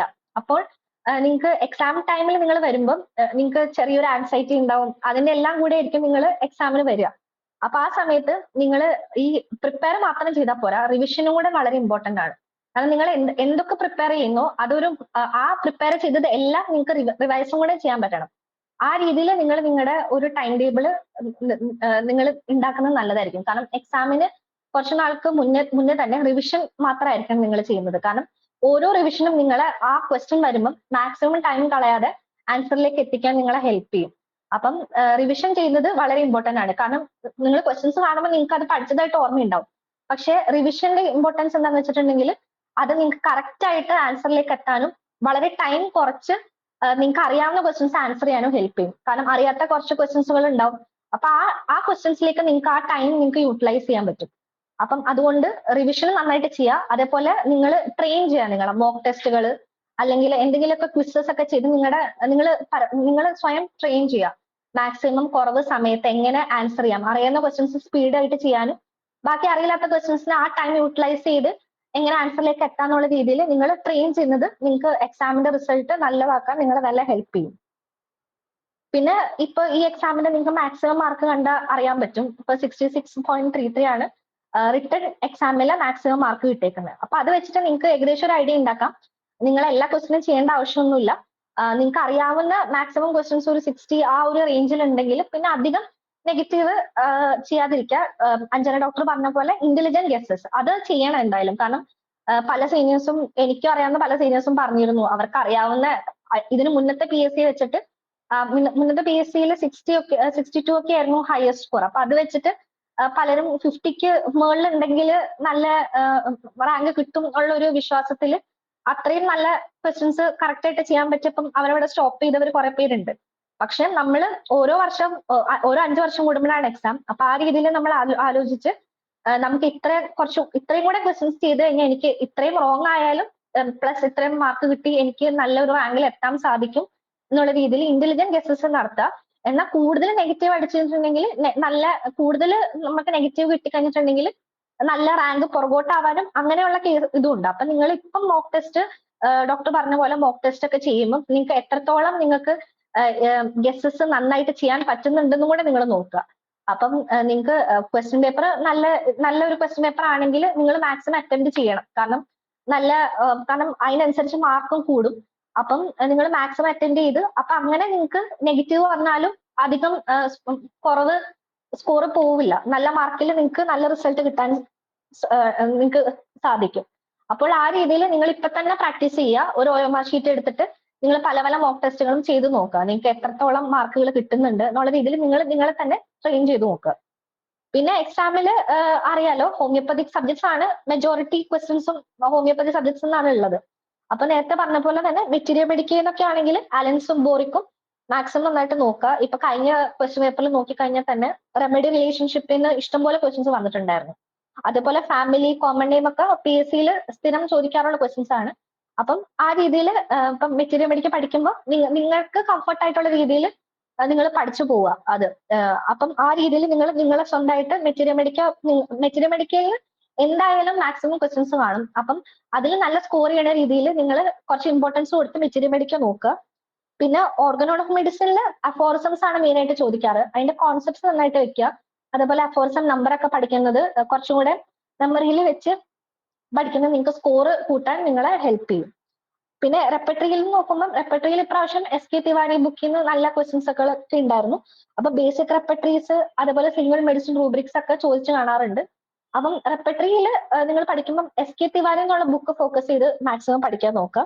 പിന്നെ സക്സസ് എന്നുള്ള ഒരു ബുക്ക് ഹോമിയോപ്പതിക് സബ്ജക്ട്സിന് എനിക്ക് വളരെ യൂസ്ഫുൾ ആയിട്ട് തോന്നിയായിരുന്നു. എന്റെ PSC പ്രിപ്പറേഷനിൽ എനിക്ക് ശരിക്കും ഹെൽപ്ഫുൾ ആയിട്ട് ആ ബുക്ക് എനിക്ക് നല്ല ഹെൽപ്ഫുൾ ആയിരുന്നു. പിന്നെ ഫാർമസി എന്നുള്ള സബ്ജക്ട് നോക്കിക്കഴിഞ്ഞാൽ കൂട്ടത്തിൽ വളരെ ചെറിയൊരു സബ്ജക്റ്റ് ആണ്. അപ്പം അത് എത്രത്തോളം തറവായിട്ട് പഠിക്കുന്ന അത്രത്തോളം നിങ്ങൾക്ക് സ്കോറും നിങ്ങൾക്ക് നല്ല റിസൾട്ട് കിട്ടാനും സഹായിക്കും. പിന്നെ അലൈഡ് സബ്ജക്ട്സ് നോക്കിക്കഴിഞ്ഞിട്ടുണ്ടെങ്കിൽ പ്രാക്ടീസ് ഓഫ് മെഡിസിൻ ആണ് ഏറ്റവും കൂടുതൽ ക്വസ്റ്റ്യൻസ് കാണുന്നത്. അതും ഇപ്പോഴത്തെ ക്വസ്റ്റ്യൻസ് എന്ന് പറഞ്ഞിട്ടുണ്ടെങ്കിൽ വളരെ കോൺസെപ്റ്റ് ബേസ്ഡ് ക്വസ്റ്റ്യൻസും ആണ്. അപ്പം പ്രാക്ടീസ് ഓൺ മെഡിസിൻ പഠിക്കുമ്പോൾ മാക്സിമം അതിന്റെ കോൺസെപ്റ്റ് അറിഞ്ഞും അതിന്റെ കൂടെ തന്നെ അനാറ്റമി, ഫിസിയോളജി, സർജറി പോർഷൻസ് ഒക്കെ കവർ ചെയ്യുന്ന രീതിയിലും കൂടെ പഠിക്കാൻ ശ്രമിക്കുക. അപ്പോൾ നിങ്ങൾക്ക് അധികം ഇതും ഒരു സ്മാർട്ട് വർക്ക് എന്നുള്ള രീതിയിലാണ്. കാരണം അധികം നിങ്ങൾക്ക് എഫേർട്ട് ഇടാതെ ഓരോ സിസ്റ്റത്തിന്റെ ഒപ്പം അതിനോട് റിലേറ്റഡ് ആയിട്ടുള്ള സർജറി, അനാറ്റമി, ഫിസിയോളജി ഒക്കെ പഠിക്കും. അത്ര ഡീറ്റെയിൽ ആയിട്ടല്ല, എന്നാൽ നിങ്ങൾക്ക് ഏകദേശം ക്വസ്റ്റ്യൻ പേപ്പറിൽ കാണുന്ന ക്വസ്റ്റ്യൻസ് കാണുന്ന രീതിയിൽ അത് പ്രിപ്പയർ ചെയ്ത് കഴിഞ്ഞാൽ നിങ്ങൾക്ക് പിന്നീട് റെഫർ ചെയ്യുമ്പോഴും എളുപ്പമായിരിക്കും പഠിക്കാൻ.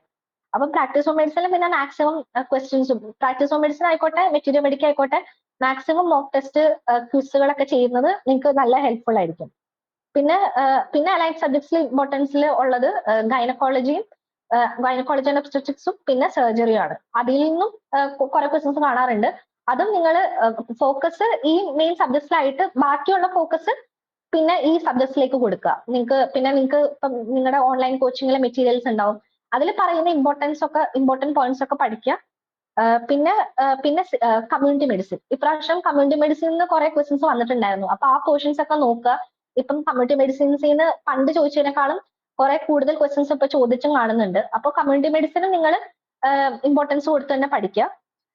പിന്നെ ഞാൻ നേരത്തെ പറഞ്ഞല്ലോ ക്വിസസും മോക്ക് ടെസ്റ്റ്, ഇത് വളരെ ഇമ്പോർട്ടന്റ് ആണ്. കാരണം നിങ്ങൾക്ക് ഓരോരോ ക്വിസ് മോക്ക് ടെസ്റ്റ് ചെയ്യുന്നതോടെ നിങ്ങൾക്ക് ന്യൂ ഇൻഫോർമേഷൻസും കിട്ടും. അതുപോലെ നിങ്ങൾ പഠിച്ചത് നിങ്ങൾക്ക് ഇപ്പം ഒന്ന് ആൻസർ ചെയ്യാൻ പറ്റുന്നില്ലെങ്കിൽ അതിനി ഒന്നും കൂടെ എനിക്ക് പഠിക്കണം അല്ലെങ്കിൽ ഒന്നും കൂടെ തറവാക്കണം എന്നുള്ള രീതിയിൽ ക്വിസസും നിങ്ങളെ ഭയങ്കര ഹെൽപ്പ് ചെയ്യും. പിന്നെ ഇപ്പൊ ക്വസ്റ്റ്യൻ പേപ്പേഴ്സ് കാണുമ്പോൾ ഈ not except, which of these are not, അല്ലെങ്കിൽ all these are except, not except അല്ലെങ്കിൽ അസേഷൻ റീസണിങ്, ഇങ്ങനത്തെ കുറെ ക്വസ്റ്റ്യൻസ് ഇപ്പം മിക്ക കോമ്പറ്റേറ്റീവ് എക്സാംസിലും കാണാറുണ്ട്. അപ്പൊ ഈ ക്വസ്റ്റ്യൻസിൽ എന്താന്ന് വെച്ചിട്ടുണ്ടെങ്കിൽ ഈ ക്വസ്റ്റ്യൻസ് വളരെ ട്രിക്കി ആണ്, ഇത് വളരെ ടൈം കൺസ്യൂമിംഗ് ആണ്. അപ്പൊ നമ്മൾ ഒരു പോയിന്റ് നമ്മൾ തെറ്റി വിചാരിച്ചു കഴിഞ്ഞാൽ ആ ക്വസ്റ്റ്യൻ റോങ് ആവാനുള്ള ചാൻസ് കൂടുതലാണ്. ഡയറക്റ്റ് ക്വസ്റ്റ്യൻസിനെക്കാളും ഇപ്പൊ ഇങ്ങനത്തെ ക്വസ്റ്റ്യൻസും നന്നായിട്ട് വരുന്നുണ്ട്. അപ്പൊ നിങ്ങൾ പ്രാക്ടീസ് ചെയ്യുമ്പോഴേക്കും ഇങ്ങനത്തെ ക്വസ്റ്റ്യൻസ് നോട്ട് ചെയ്ത് വെക്കുക, എന്നിട്ട് അത് കൂടുതൽ പ്രാക്ടീസ് ചെയ്ത് നോക്കുക. അപ്പം അങ്ങനത്തെ ക്വസ്റ്റ്യൻസും ഇപ്പൊ കാണുന്നുള്ളത് കൊണ്ട് നിങ്ങൾക്ക് നിങ്ങളുടെ പ്രിപ്പറേഷനിൽ ഇത് ശ്രദ്ധിച്ച് പഠിക്കുകയാണെങ്കിൽ അതും നിങ്ങളെ ഹെൽപ്പ് ചെയ്യും. അപ്പൊ ഇതൊക്കെയാണ് എനിക്ക് നിങ്ങളോട് പറയാനുള്ളത്. അപ്പൊ ഇപ്പൊ നിങ്ങൾക്ക് ആവശ്യത്തിന് ടൈം ഉണ്ട്.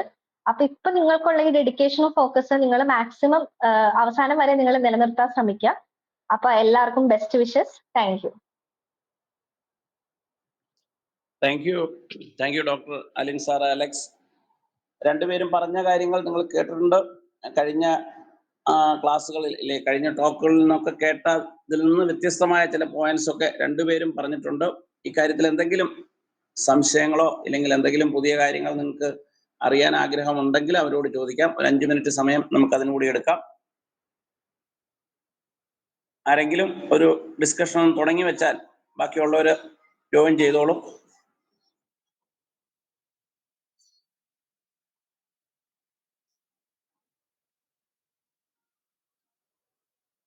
തീർച്ചയായിട്ടും ഈ രണ്ടുപേരോടും, ഡോക്ടർ അലിൻ സാറ അലക്സിനോടും ഡോക്ടർ അഞ്ജന അശോകനോടും വീണ്ടും, അതായത് ഇപ്പോഴല്ല, 1 വർഷം അല്ലെ 1.5 വർഷം കഴിഞ്ഞ് എക്സാം നോട്ടിഫൈ ചെയ്ത ശേഷം ഇവരെ ഒരിക്കൽ കൂടി നമ്മുടെ ഈ ടീമിലുള്ള എല്ലാവരെയും, അല്ലെങ്കിൽ കേരളത്തിലെ മുഴുവൻ ഡോക്ടർമാരെയും, എക്സാം എഴുതുന്ന എല്ലാവരെയും ഒന്ന് മോട്ടിവേറ്റ് ചെയ്യാനായിട്ട് വീണ്ടും വരണം. തീർച്ചയായിട്ടും ഒരു എക്സാം അറ്റൻഡ് ചെയ്ത് കഴിഞ്ഞവർക്ക് അവരിപ്പം റാങ്കിൽ വന്നാലും വന്നില്ലെങ്കിലും ഒക്കെ കുറേയേറെ അനുഭവങ്ങൾ പറഞ്ഞ് അല്ലെങ്കിൽ അവരെ ഒന്ന് ഇൻസ്പയർ ചെയ്യാനുണ്ടാവും. എക്സാമിന് ആദ്യമായിട്ട് പോകുമ്പോൾ ഉണ്ടാകുന്ന നെർവസ്നെസ് ഒക്കെ നിങ്ങൾക്ക് എല്ലാവർക്കും അറിയാവുന്നതാണ്. അത് മറ്റുള്ളവർക്ക് ഒരു ഉപകാരപ്രദമാകുന്ന രീതിയിൽ പറഞ്ഞു മനസ്സിലാക്കുവാൻ നിങ്ങൾക്ക് കഴിയും. അതുകൊണ്ട് വീണ്ടും നിങ്ങൾ വരണം എന്ന് മാത്രം പറഞ്ഞുകൊണ്ട്, ആർക്കും ഡൗട്ട്സ് ഒന്നുമില്ല അല്ലെങ്കിൽ ഡിസ്കഷൻസിന്റെ ഒന്നും ആവശ്യമില്ല എങ്കിൽ നമുക്ക് നന്ദി പറഞ്ഞുകൊണ്ട് അവസാനിപ്പിക്കാം. ആർക്കെങ്കിലും എന്തെങ്കിലും ചോദിച്ചോ? പറയൂ. യെസ് സർ, എങ്ങനെയാണ് നോട്ട്സ് പ്രിപ്പയർ ചെയ്യേണ്ടത്? അത് ഡോക്ടേഴ്സ് ആരെങ്കിലും ഒന്ന് എക്സ്പ്ലെയിൻ ചെയ്യാവോ?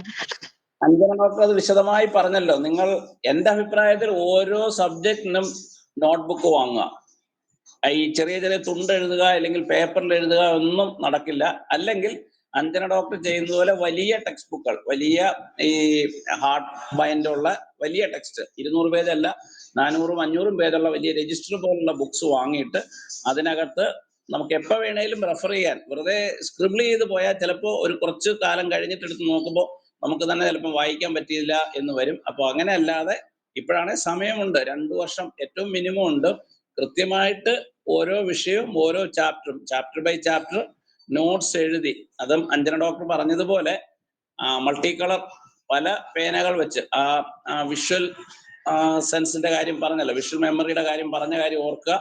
നമ്മൾ ഒരു റെഡ് ഇങ്ക് വെച്ച് എഴുതുന്നത് നമ്മുടെ മനസ്സിൽ അങ്ങനെ തന്നെ കിടക്കും, ഒരു ബ്ലൂ ഇങ്കിൽ എഴുതുന്നത് അങ്ങനെ കിടക്കും. അപ്പം മഷികൾ മാറി ചില സിംറ്റംസ് ഒക്കെ നമുക്ക് തിരിഞ്ഞു പോവുകയൊക്കെ ചെയ്യുന്ന മെറ്റീരിയൽ ഒന്ന്. അപ്പം ടൈം പാസസ് ടു സ്ലോലി, അത് റെഡ് ഇങ്കിൽ എഴുതുക.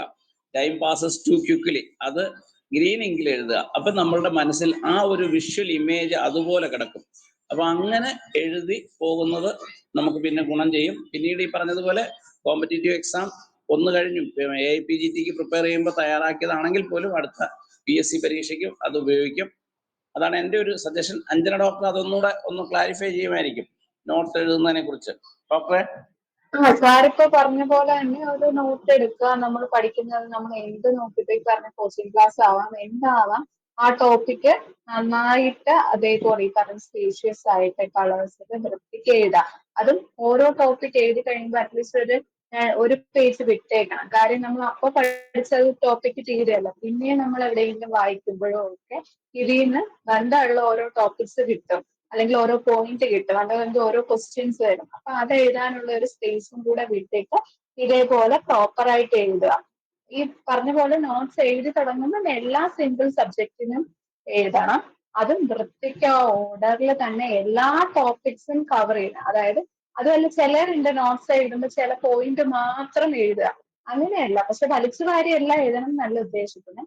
എക്സാം പോയിന്റ് ഓഫ് വ്യൂവിൽ വരുന്ന എല്ലാ പോയിന്റും വേണം. അതേപോലെ ഷോർട്ട് ഫോംസ് ഒക്കെ ഇല്ലേ, ഭയങ്കര ഷോർട്ട് ഫോംസ് ഒന്നും ആക്കാണ്ടിരിക്കുക. പറഞ്ഞ പോലെ ആ ഒരാഴ്ച നിങ്ങൾ വായിക്കുമ്പോൾ ആ ഷോർട്ട് ഫോംസിന്റെ ഒക്കെ അർത്ഥം നിങ്ങൾക്ക് ഓർമ്മയുണ്ടാവും. പക്ഷെ പിന്നെ ഈ പറഞ്ഞ എക്സാമിന്റെ ടൈം ആകുമ്പോൾ ഒന്ന് എടുത്ത് നോക്കുമ്പോൾ ഇത് ഞാൻ എന്തായിരുന്നു ഉദ്ദേശിച്ച് എന്ന് ചിന്തിച്ച് ടൈം കളയേണ്ട ഒരു ആവശ്യം വരരുത്. അതാണ് പറഞ്ഞ പോലെ ഓരോ സബ്ജക്ട്സിന് ഓരോ ബുക്ക്, അതിനേക്കാൾ ഉപരി അല്ലെങ്കിൽ ഒരു വലിയ ബുക്ക് വെച്ചിട്ട് നമുക്ക് പിന്നീട് നമ്മൾ ഫസ്റ്റ് നമ്മൾ ഈ പറഞ്ഞ പോലെ ടെക്സ്റ്റ് ബുക്ക് റെഫർ ചെയ്തിട്ടാവാം, കോച്ചിങ് ക്ലാസ്സസ് കേട്ടിട്ടാവാം, എന്തെങ്കിലും കേട്ടിട്ടായിരിക്കാം നമ്മൾ നോട്ട്സ് എഴുതുന്നത്.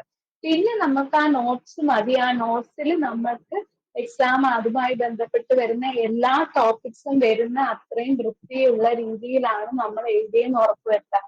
പിന്നെ അതിന്റെ ഒറിജിനൽ സോഴ്സ് ബുക്ക് അല്ലെങ്കിൽ പിന്നെ അതിൽ എന്തെങ്കിലും ഡൗട്ട് ചെയ്ത് നമുക്ക് പിന്നെ ആ നോർമൽ ടെക്സ്റ്റിലോട്ട് വീണ്ടും പോകേണ്ട ആവശ്യം വരില്ല. അത്രയും ക്ലിയർ ആയിരിക്കണം നമ്മുടെ നോട്ട്സ്. ഡോക്ടർ ക്ലിയർ ആയെന്ന് തോന്നുന്നു. എന്തെങ്കിലും ഡൗട്ട് ഉണ്ടോ? Okay doctor. പിന്നെ ഞാൻ ഒരു കാര്യം കൂടി ചോദിക്കുന്നത് ഡോക്ടർ, ഇപ്പം നമ്മൾ അനാട്ടമി ഫിസിയോളജി അങ്ങനെ നോക്കി ഡോക്ടർ PM-ന് ഒറ്റ നോട്ടായിട്ടാണോ പ്രിപ്പയർ ചെയ്താലോ അനാട്ടമി വേറെ ഫിസിയോളജി വേറെ അങ്ങനെയായിരുന്നോ? ഞാൻ സെപ്പറേറ്റ് അനാട്ടമി നോക്കി ഫിസിയോളജി നോക്കി അങ്ങനെയാണ് പോയത്. പക്ഷെ ഈ പറഞ്ഞ പോലെ നമ്മൾ ഫിസിയോളജി അനാട്ടമി അല്ല, ഇപ്പൊ നിങ്ങൾക്ക് ടൈം ഉണ്ട് അതെല്ലാം ഒരു ഓർഡറിൽ എഴുതി വരാം. നമ്മുടെ എക്സാമിന്റെ ലാസ്റ്റ് ടൈമിനാകുമ്പോൾ നമ്മൾ അനാട്ടമി പറഞ്ഞ മെയിൻ ടെക്സ്റ്റ് ബുക്ക് ഒന്നും നോക്കി നമ്മൾ എഴുതി നോട്ട് മാത്രം. ഈ പറഞ്ഞ പോലെ PGക്ക് ഞാൻ അനാട്ടമി ഫിസിയോളജി IPGയുടെ കോച്ചിങ് ക്ലാസ്സിലൊക്കെ നോക്കി ഓൾറെഡി എഴുതി വെച്ച നോട്ട്സ് ഉണ്ടായിരുന്നു. ഞാൻ PSCക്ക് ആ നോട്ട്സിന്റെ അപ്പുറത്തേക്ക് നോക്കിയിട്ടില്ല. കാര്യം നമുക്ക് ഈ അനാട്ടമിന്നൊക്കെ ഒരു 3-4 ക്വസ്റ്റ്യൻ ആയിരിക്കും വരുന്നത്. അതിനു വേണ്ടി വീണ്ടും കുറെ എഫേർട്ട് എടുത്ത് നമുക്ക് വീണ്ടും ഒറിജിനൽ ടെക്സ്റ്റ് ബുക്സിലോട്ട് പോകാനുള്ള ടൈം ഇല്ല. അപ്പൊ നമ്മൾ ഇപ്പൊ നിങ്ങൾക്ക് ഇഷ്ടം പോലെ ടൈം ഉണ്ട്, ഒരു 2-3 വർഷമില്ല. നിങ്ങൾ ജസ്റ്റ് സ്റ്റാർട്ട് ചെയ്യുമ്പോൾ നമ്മൾ ഒന്നും വിടണ്ട. കാര്യം ഈ അനാട്ടമിയിൽ നമ്മൾ കുറച്ച് എഴുതി വെച്ചെന്ന് പറഞ്ഞില്ലേ, ഡീപ്പായിട്ട് കോംപ്ലിക്കേറ്റഡ് ആയിട്ടുള്ള ക്വസ്റ്റ്യൻ ചോദിച്ചാൽ ആരും എഴുതാൻ പോകുന്നില്ല. പക്ഷെ ഒരു സിമ്പിൾ ആയിട്ട്, അതായത് അനാട്ടമി ജസ്റ്റ് ഒന്ന് നോക്കി ഇപ്പൊ ഒരു 10 പേജുള്ള നോട്ട്സ് അനാട്ടമിയുടെ വായിച്ച ആൾക്ക് അതിൽ 2 ക്വസ്റ്റ്യൻ എഴുതാൻ പറ്റും. നിങ്ങൾക്ക് അത് എഴുതാൻ പറ്റിയില്ലെങ്കിലാണ് നമ്മുടെ റാങ്ക് അത്രയും പോകും. അപ്പൊ നമുക്ക് എല്ലാവരും എന്തായാലും ആൻസർ ചെയ്യാൻ പറ്റുന്ന കുറെ ക്വസ്റ്റ്യൻസും അല്ലെങ്കിൽ കുറെ ഇമ്പോർട്ടന്റ് ആയിട്ടുള്ള അനാട്ടമിയുടെ ടോപ്പിക്സും ഇതിൽ നിന്ന് എന്തായാലും നമുക്ക് പറ്റുന്നതാണ്. അങ്ങനെയുള്ളതെല്ലാം നമ്മുടെ നോട്ട്സിൽ വേണം. അല്ലാണ്ട് ഈ പറഞ്ഞ പോലെ അത്ര ഡെപ്തിൽ അനാട്ടമി പോകാൻ പറ്റില്ലെങ്കിൽ പോലും ഫ്രീക്വന്റ്ലി ചോദിക്കുന്ന അല്ലെങ്കിൽ നമുക്കറിയാം അത്രത്തോളം ഇമ്പോർട്ടന്റ് ആയിട്ടുള്ള അതെല്ലാം എഴുതി വെക്കാം. ഈ ഡോക്ടർക്കൊക്കെ ഇപ്പൊ എന്തായാലും നല്ല ടൈം ഉണ്ട് എല്ലാത്തിനും സെപ്പറേറ്റ് ആയിട്ട് തന്നെ ഇരിക്കാം. നമ്മൾ ഈ പറഞ്ഞ പോലെ ഒറ്റയടിക്ക് പോയിട്ട് അതിന്റെ അനാട്ടമി ചെയ്ത് വരാം. പക്ഷെ ഈ പറഞ്ഞ പോലെ അനാട്ടമി പഠിച്ചിട്ട് പിന്നെ നമ്മൾ PMൽ പോകുമ്പോൾ PM നമുക്ക് അത്രയും ഫാസ്റ്റ് ആയിട്ട് പോകും. പിന്നെ നിങ്ങൾ PM കൂടെ ചെയ്ത് കമ്പയർ ചെയ്ത് പഠിക്കുമ്പോൾ അനാട്ടമിയിൽ ഇപ്പോ പറഞ്ഞ പോലെ എന്തെങ്കിലും പോയിന്റ് വിട്ടിട്ടുണ്ടെങ്കിൽ അത് മറ്റെടുത്ത് നമുക്ക് പോയി ആഡ് ചെയ്യാൻ വീണ്ടും ഒരു റിവിഷൻ പോലെ ഈ പറഞ്ഞ പോലെ ടീമിന്റെ കൂടെ അല്ല ഞാൻ എല്ലാ സബ്ജക്ട്സും അത് ഇൻഡിവിജ്വൽ ആയിട്ട് തന്നെ പഠിച്ചിട്ടുണ്ടെന്ന് നമുക്കൊരു കോൺഫിഡൻസും നമുക്ക് കിട്ടും. Okay doctor, thank you. വേറെ ആർക്കെങ്കിലും എന്തെങ്കിലും സംശയങ്ങളുണ്ടെങ്കിൽ അതുകൂടെ ചോദിക്കുക.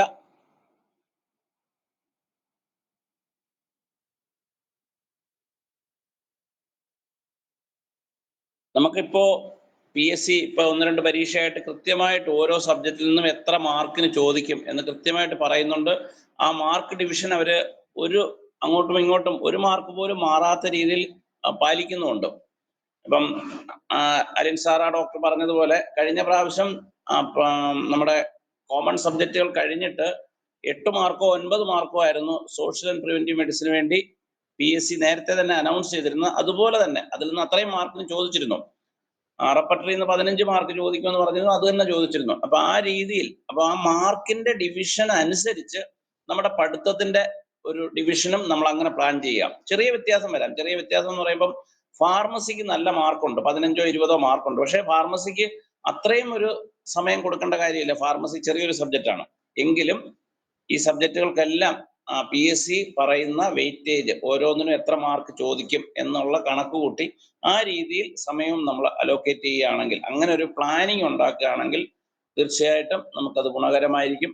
ആർക്കെങ്കിലും ആ PSCയുടെ ആ സിലബസിന്റെ അല്ലെങ്കിൽ മാർക്കിന്റെ ഡിവിഷൻ അറിയില്ല എങ്കിൽ നമ്മൾ അത് ഗ്രൂപ്പിലേക്ക് ഇട്ടുതരാം. കഴിഞ്ഞ പ്രാവശ്യം അവർ അനൗൺസ് ചെയ്ത് അത് തന്നെ ആയിരിക്കും അടുത്ത PSCക്കും എന്ന് നമ്മൾ കരുതാം. ചെറിയ വ്യത്യാസം ചിലപ്പോൾ 1 മാർക്കിന്റെ അങ്ങോട്ടോ ഇങ്ങോട്ടോ വ്യത്യാസം വരുന്നെങ്കിലേ ഉള്ളൂ. പ്രധാനപ്പെട്ട സബ്ജക്റ്റുകൾ പ്രാക്ടീസ് മെഡിസിനും ഓർഗനോൺ, മെറ്റീരിയ മെഡിക്ക, റെപ്പർട്ടറി, ഫാർമസി ഈ സബ്ജക്റ്റുകൾ കഴിഞ്ഞിട്ടാണ് പിന്നെ വരുന്ന ഏറ്റവും പ്രധാനപ്പെട്ട സബ്ജക്റ്റ് പ്രിവെന്റീവ് മെഡിസിൻ ആണ്, സോഷ്യൽ പ്രിവെന്റീവ് മെഡിസിൻ ആണ്. അത് കഴിഞ്ഞിട്ടാണ് അനാറ്റമി, അത് കഴിഞ്ഞിട്ട് OBGയും സർജറിയും, അത് കഴിഞ്ഞാണ് അനാറ്റമി, ഫിസിയോളജി, ഫോറൻസിക് മെഡിസിൻ ഒക്കെ വരുന്നത്. ഫോറൻസിക് മെഡിസിൻ ഒക്കെ 3 മാർക്കെന്നോ മറ്റോ ആണ്, 3 4 മാർക്കാണ്. അപ്പൊ ആ മാർക്ക് ഡിവിഷൻ ഇപ്പൊ കൃത്യമായിട്ട് പാലിക്കുകയും ചെയ്യുന്നുണ്ട്. പണ്ട് പഴയ PSCക്കൊന്നും അങ്ങനെ ഇല്ലായിരുന്നു. 100 മാർക്ക് BHMS സിലബസ് എന്നാണ് പറയുന്നത്. ചില പരീക്ഷകളിൽ 55 മാർക്ക് 60 മാർക്ക് വരെ മെറ്റീരിയ ചോദിച്ച ചരിത്രമുണ്ട്. ഇപ്പൊ അങ്ങനെയുള്ള ഒരു രീതി ഇല്ല. കൃത്യമായിട്ട് സിലബസും കൃത്യമായിട്ട് മാർക്കിന്റെ ഡിവിഷനും പറയും. അതുപോലെയാണ് പരീക്ഷ നടക്കുന്നത്. അപ്പൊ അതേ രീതിയിൽ പ്രിപ്പയർ ചെയ്താൽ മതി. പക്ഷെ മുൻകാലങ്ങളിൽ നമ്മൾ മൾട്ടിപ്പിൾ ചോയ്സ് ക്വസ്റ്റ്യൻസ് ഒക്കെ തുടങ്ങുന്നത് 2008 മുതലാണ്. 2002 വരെയുള്ള PSCകളിൽ ഡിസ്ക്രിപ്റ്റീവ് ആയിരുന്നു. 2008 മുതൽ MCQ തുടങ്ങി. MCQ തുടങ്ങിയ കാലങ്ങളിൽ സിമ്പിൾ ക്വസ്റ്റ്യൻ, സിമ്പിൾ എന്ന് വെച്ചാൽ പെട്ടെന്ന് പേരുകൾ ചോദിക്കുന്ന രീതിയിൽ, ഇപ്പം ലാർജസ്റ്റ് ബോൺ, ലാർജസ്റ്റ് മസിൽ, അല്ലെങ്കിൽ only long bone which lies horizontally in the human body, ആ രീതിയിലുള്ള നമ്മൾ ചുമ്മാ കാണാ പഠിച്ചു പോകുന്ന കുറെ ക്വസ്റ്റ്യൻസ് ആയിരുന്നു. പക്ഷെ ആ രീതിയൊക്കെ മാറി ഇപ്പം ലാസ്റ്റ് അലിൻ സാറ ഡോക്ടർ പറഞ്ഞതുപോലെ ഡബിൾ നെഗറ്റീവ് ഒക്കെ ക്വസ്റ്റിനകത്ത് തന്നെ ഉണ്ടാവും. അതായത് എക്സെപ്റ്റും പിന്നെ ഇല്ലെങ്കിൽ അങ്ങനെ ആ രീതിയിൽ നമ്മളെ കുഴപ്പിക്കാനുള്ള ക്വസ്റ്റ്യൻ നല്ല രീതിയിൽ വായിച്ചില്ല എങ്കിൽ നമ്മൾ ആൻസർ തിരിഞ്ഞു പോകുന്ന രീതിയിലുള്ള ക്വസ്റ്റ്യൻസ് ആണ് ചോദിക്കുന്നത്. അപ്പോൾ ഒരു നോർമൽ പഠിത്തം വെറുതെ ഇങ്ങനെ നമ്മൾ വായിച്ചു പോയാൽ കിട്ടില്ല. അതുകൊണ്ടാണ് എഴുതി വെച്ച് തന്നെ പഠിക്കുക. എഴുതി വെച്ച് പഠിക്കുമ്പോൾ അത് നമ്മുടെ മെമ്മറിയിൽ 10 പ്രാവശ്യം വായിച്ച് പഠിക്കുന്നതിന്റെ ഒരു എഫക്റ്റ് ആണ് എഴുതി വെച്ച് പഠിക്കുന്നത്. അപ്പൊ അതിന് സമയം കൂടുതൽ എടുക്കും. പക്ഷേ ഭാഗ്യവശാൽ നമുക്ക് സമയം കൂടുതലുണ്ട്. നമ്മൾ വളരെ മുമ്പേ ആണ് പ്രിപ്പറേഷൻ. 2027 മുമ്പ് എന്തായാലും എക്സാം ഉണ്ടാകത്തില്ല. 27 തന്നെ ഉണ്ടാകുമെന്നുള്ള 100% ഉറപ്പുമില്ല. അപ്പോൾ അതിനു മുമ്പ് ഉണ്ടാകാനുള്ള സാധ്യത ഒന്നുമില്ല. അപ്പോൾ ആ രീതിയിൽ, അതായത് ഒരു ലോങ് ടേം കോച്ചിങ് ഇല്ലെ ലോങ് ടേം സ്റ്റഡിയിങ് ആണ് ഇതിപ്പോൾ നമുക്ക് വേണ്ടത്, അല്ലെങ്കിൽ അവസരമുള്ളത്. അപ്പൊ അതിനുവേണ്ടി നിങ്ങൾ തയ്യാറെടുക്കുക. തീർച്ചയായിട്ടും ഇനിയും പല ഡോക്ടർമാരെയും നമ്മൾ ഈ വേദിയിലേക്ക് കൊണ്ടുവരുന്നുണ്ട്. ചിലർക്കൊക്കെ ഇപ്പം എക്സാം, PG എക്സാം ഒക്കെ നടക്കുന്ന ഡോക്ടർ അപ്പയൊക്കെ നമ്മളോട് കമ്മിറ്റ് ചെയ്താണ് വരാമെന്ന്. അപ്പയിനൊക്കെ ഇപ്പം എക്സാം വരുന്നതുകൊണ്ട് ഒന്ന് ഒഴിവാക്കിയിട്ടുണ്ട്. അപ്പോൾ നമുക്ക് വീണ്ടും ഇതുപോലുള്ള അവസരങ്ങൾ ഇനിയും ഉണ്ടാകും. തീർച്ചയായിട്ടും ഇവരൊക്കെ പറഞ്ഞ കാര്യങ്ങൾ കൺസിസ്റ്റന്റ് ആയി പഠിക്കുക. ഈ പറഞ്ഞതുപോലെ ഒരു ദിവസം 1 മണിക്കൂർ, ഏറ്റവും കുറഞ്ഞ അരമണിക്കൂറെങ്കിലും പഠിക്കുക. അപ്പൊ നമുക്കും ഒരു ആത്മവിശ്വാസമാണ്, ഞാൻ ഇന്നും എന്തെങ്കിലുമൊക്കെ വായിച്ചിട്ടുണ്ട്, ഞാൻ ഒന്നും പഠിക്കാതെ പോയിട്ടില്ല എന്നുള്ള ഒരു വിശ്വാസം നമുക്കുണ്ടാകും. അപ്പൊ ആ രീതിയിൽ കൃത്യമായിട്ട് ഒത്തിരി സ്ട്രെയിൻഡ് ആയിട്ടല്ലെങ്കിലും കൃത്യമായ അടുക്കും ചിട്ടയോടുകൂടി പഠിക്കാനുള്ള ഒരു മനസ്സുണ്ടാകുക. അതിനുവേണ്ടി നിങ്ങൾ ഓരോരുത്തരും തയ്യാറാകുക എന്ന് മാത്രം പറഞ്ഞുകൊണ്ട് നമ്മൾ ഇന്നത്തെ സെഷൻ അവസാനിപ്പിക്കുകയാണ്. വേറെ ആർക്കും ഡൗട്ട്സ് ഒന്നും ഇല്ലാന്ന് തോന്നുന്നു. ഈ ഡോക്ടർമാരൊക്കെ നമ്മുടെ വേദിയിൽ ഇനിയും വരണം. അപ്പോൾ അവർക്കെല്ലാവർക്കും ഒരിക്കൽ കൂടി അവർ ഈ ടോപ്പ് ലെവലിൽ എത്തിയതിന് അവരെ സക്സസ് ഗ്രൂപ്പിന്റെ പേരിൽ അഭിനന്ദിക്കുന്നു. അവർക്ക് മെഡിക്കൽ ഓഫീസർ എന്നുള്ള നിലയിൽ വളരെ നല്ല രീതിയിൽ കേരളത്തിലെ ജനങ്ങളെ സേവിക്കുവാനുള്ള അവസരം ഉണ്ടാകട്ടെ. ഈ സർവീസിൽ എല്ലാവിധ ഭാവങ്ങളും ഉണ്ടാകട്ടെ എന്ന് ആശംസിക്കുന്നു. ഒപ്പം ഇന്ന് നമ്മളോടൊപ്പം 1 മണിക്കൂർ സമയം ചെലവഴിച്ചതിനുള്ള നന്ദി രേഖപ്പെടുത്തിക്കൊണ്ട് എല്ലാവർക്കും ശുഭരാത്രി. Good bye. Thank you sir.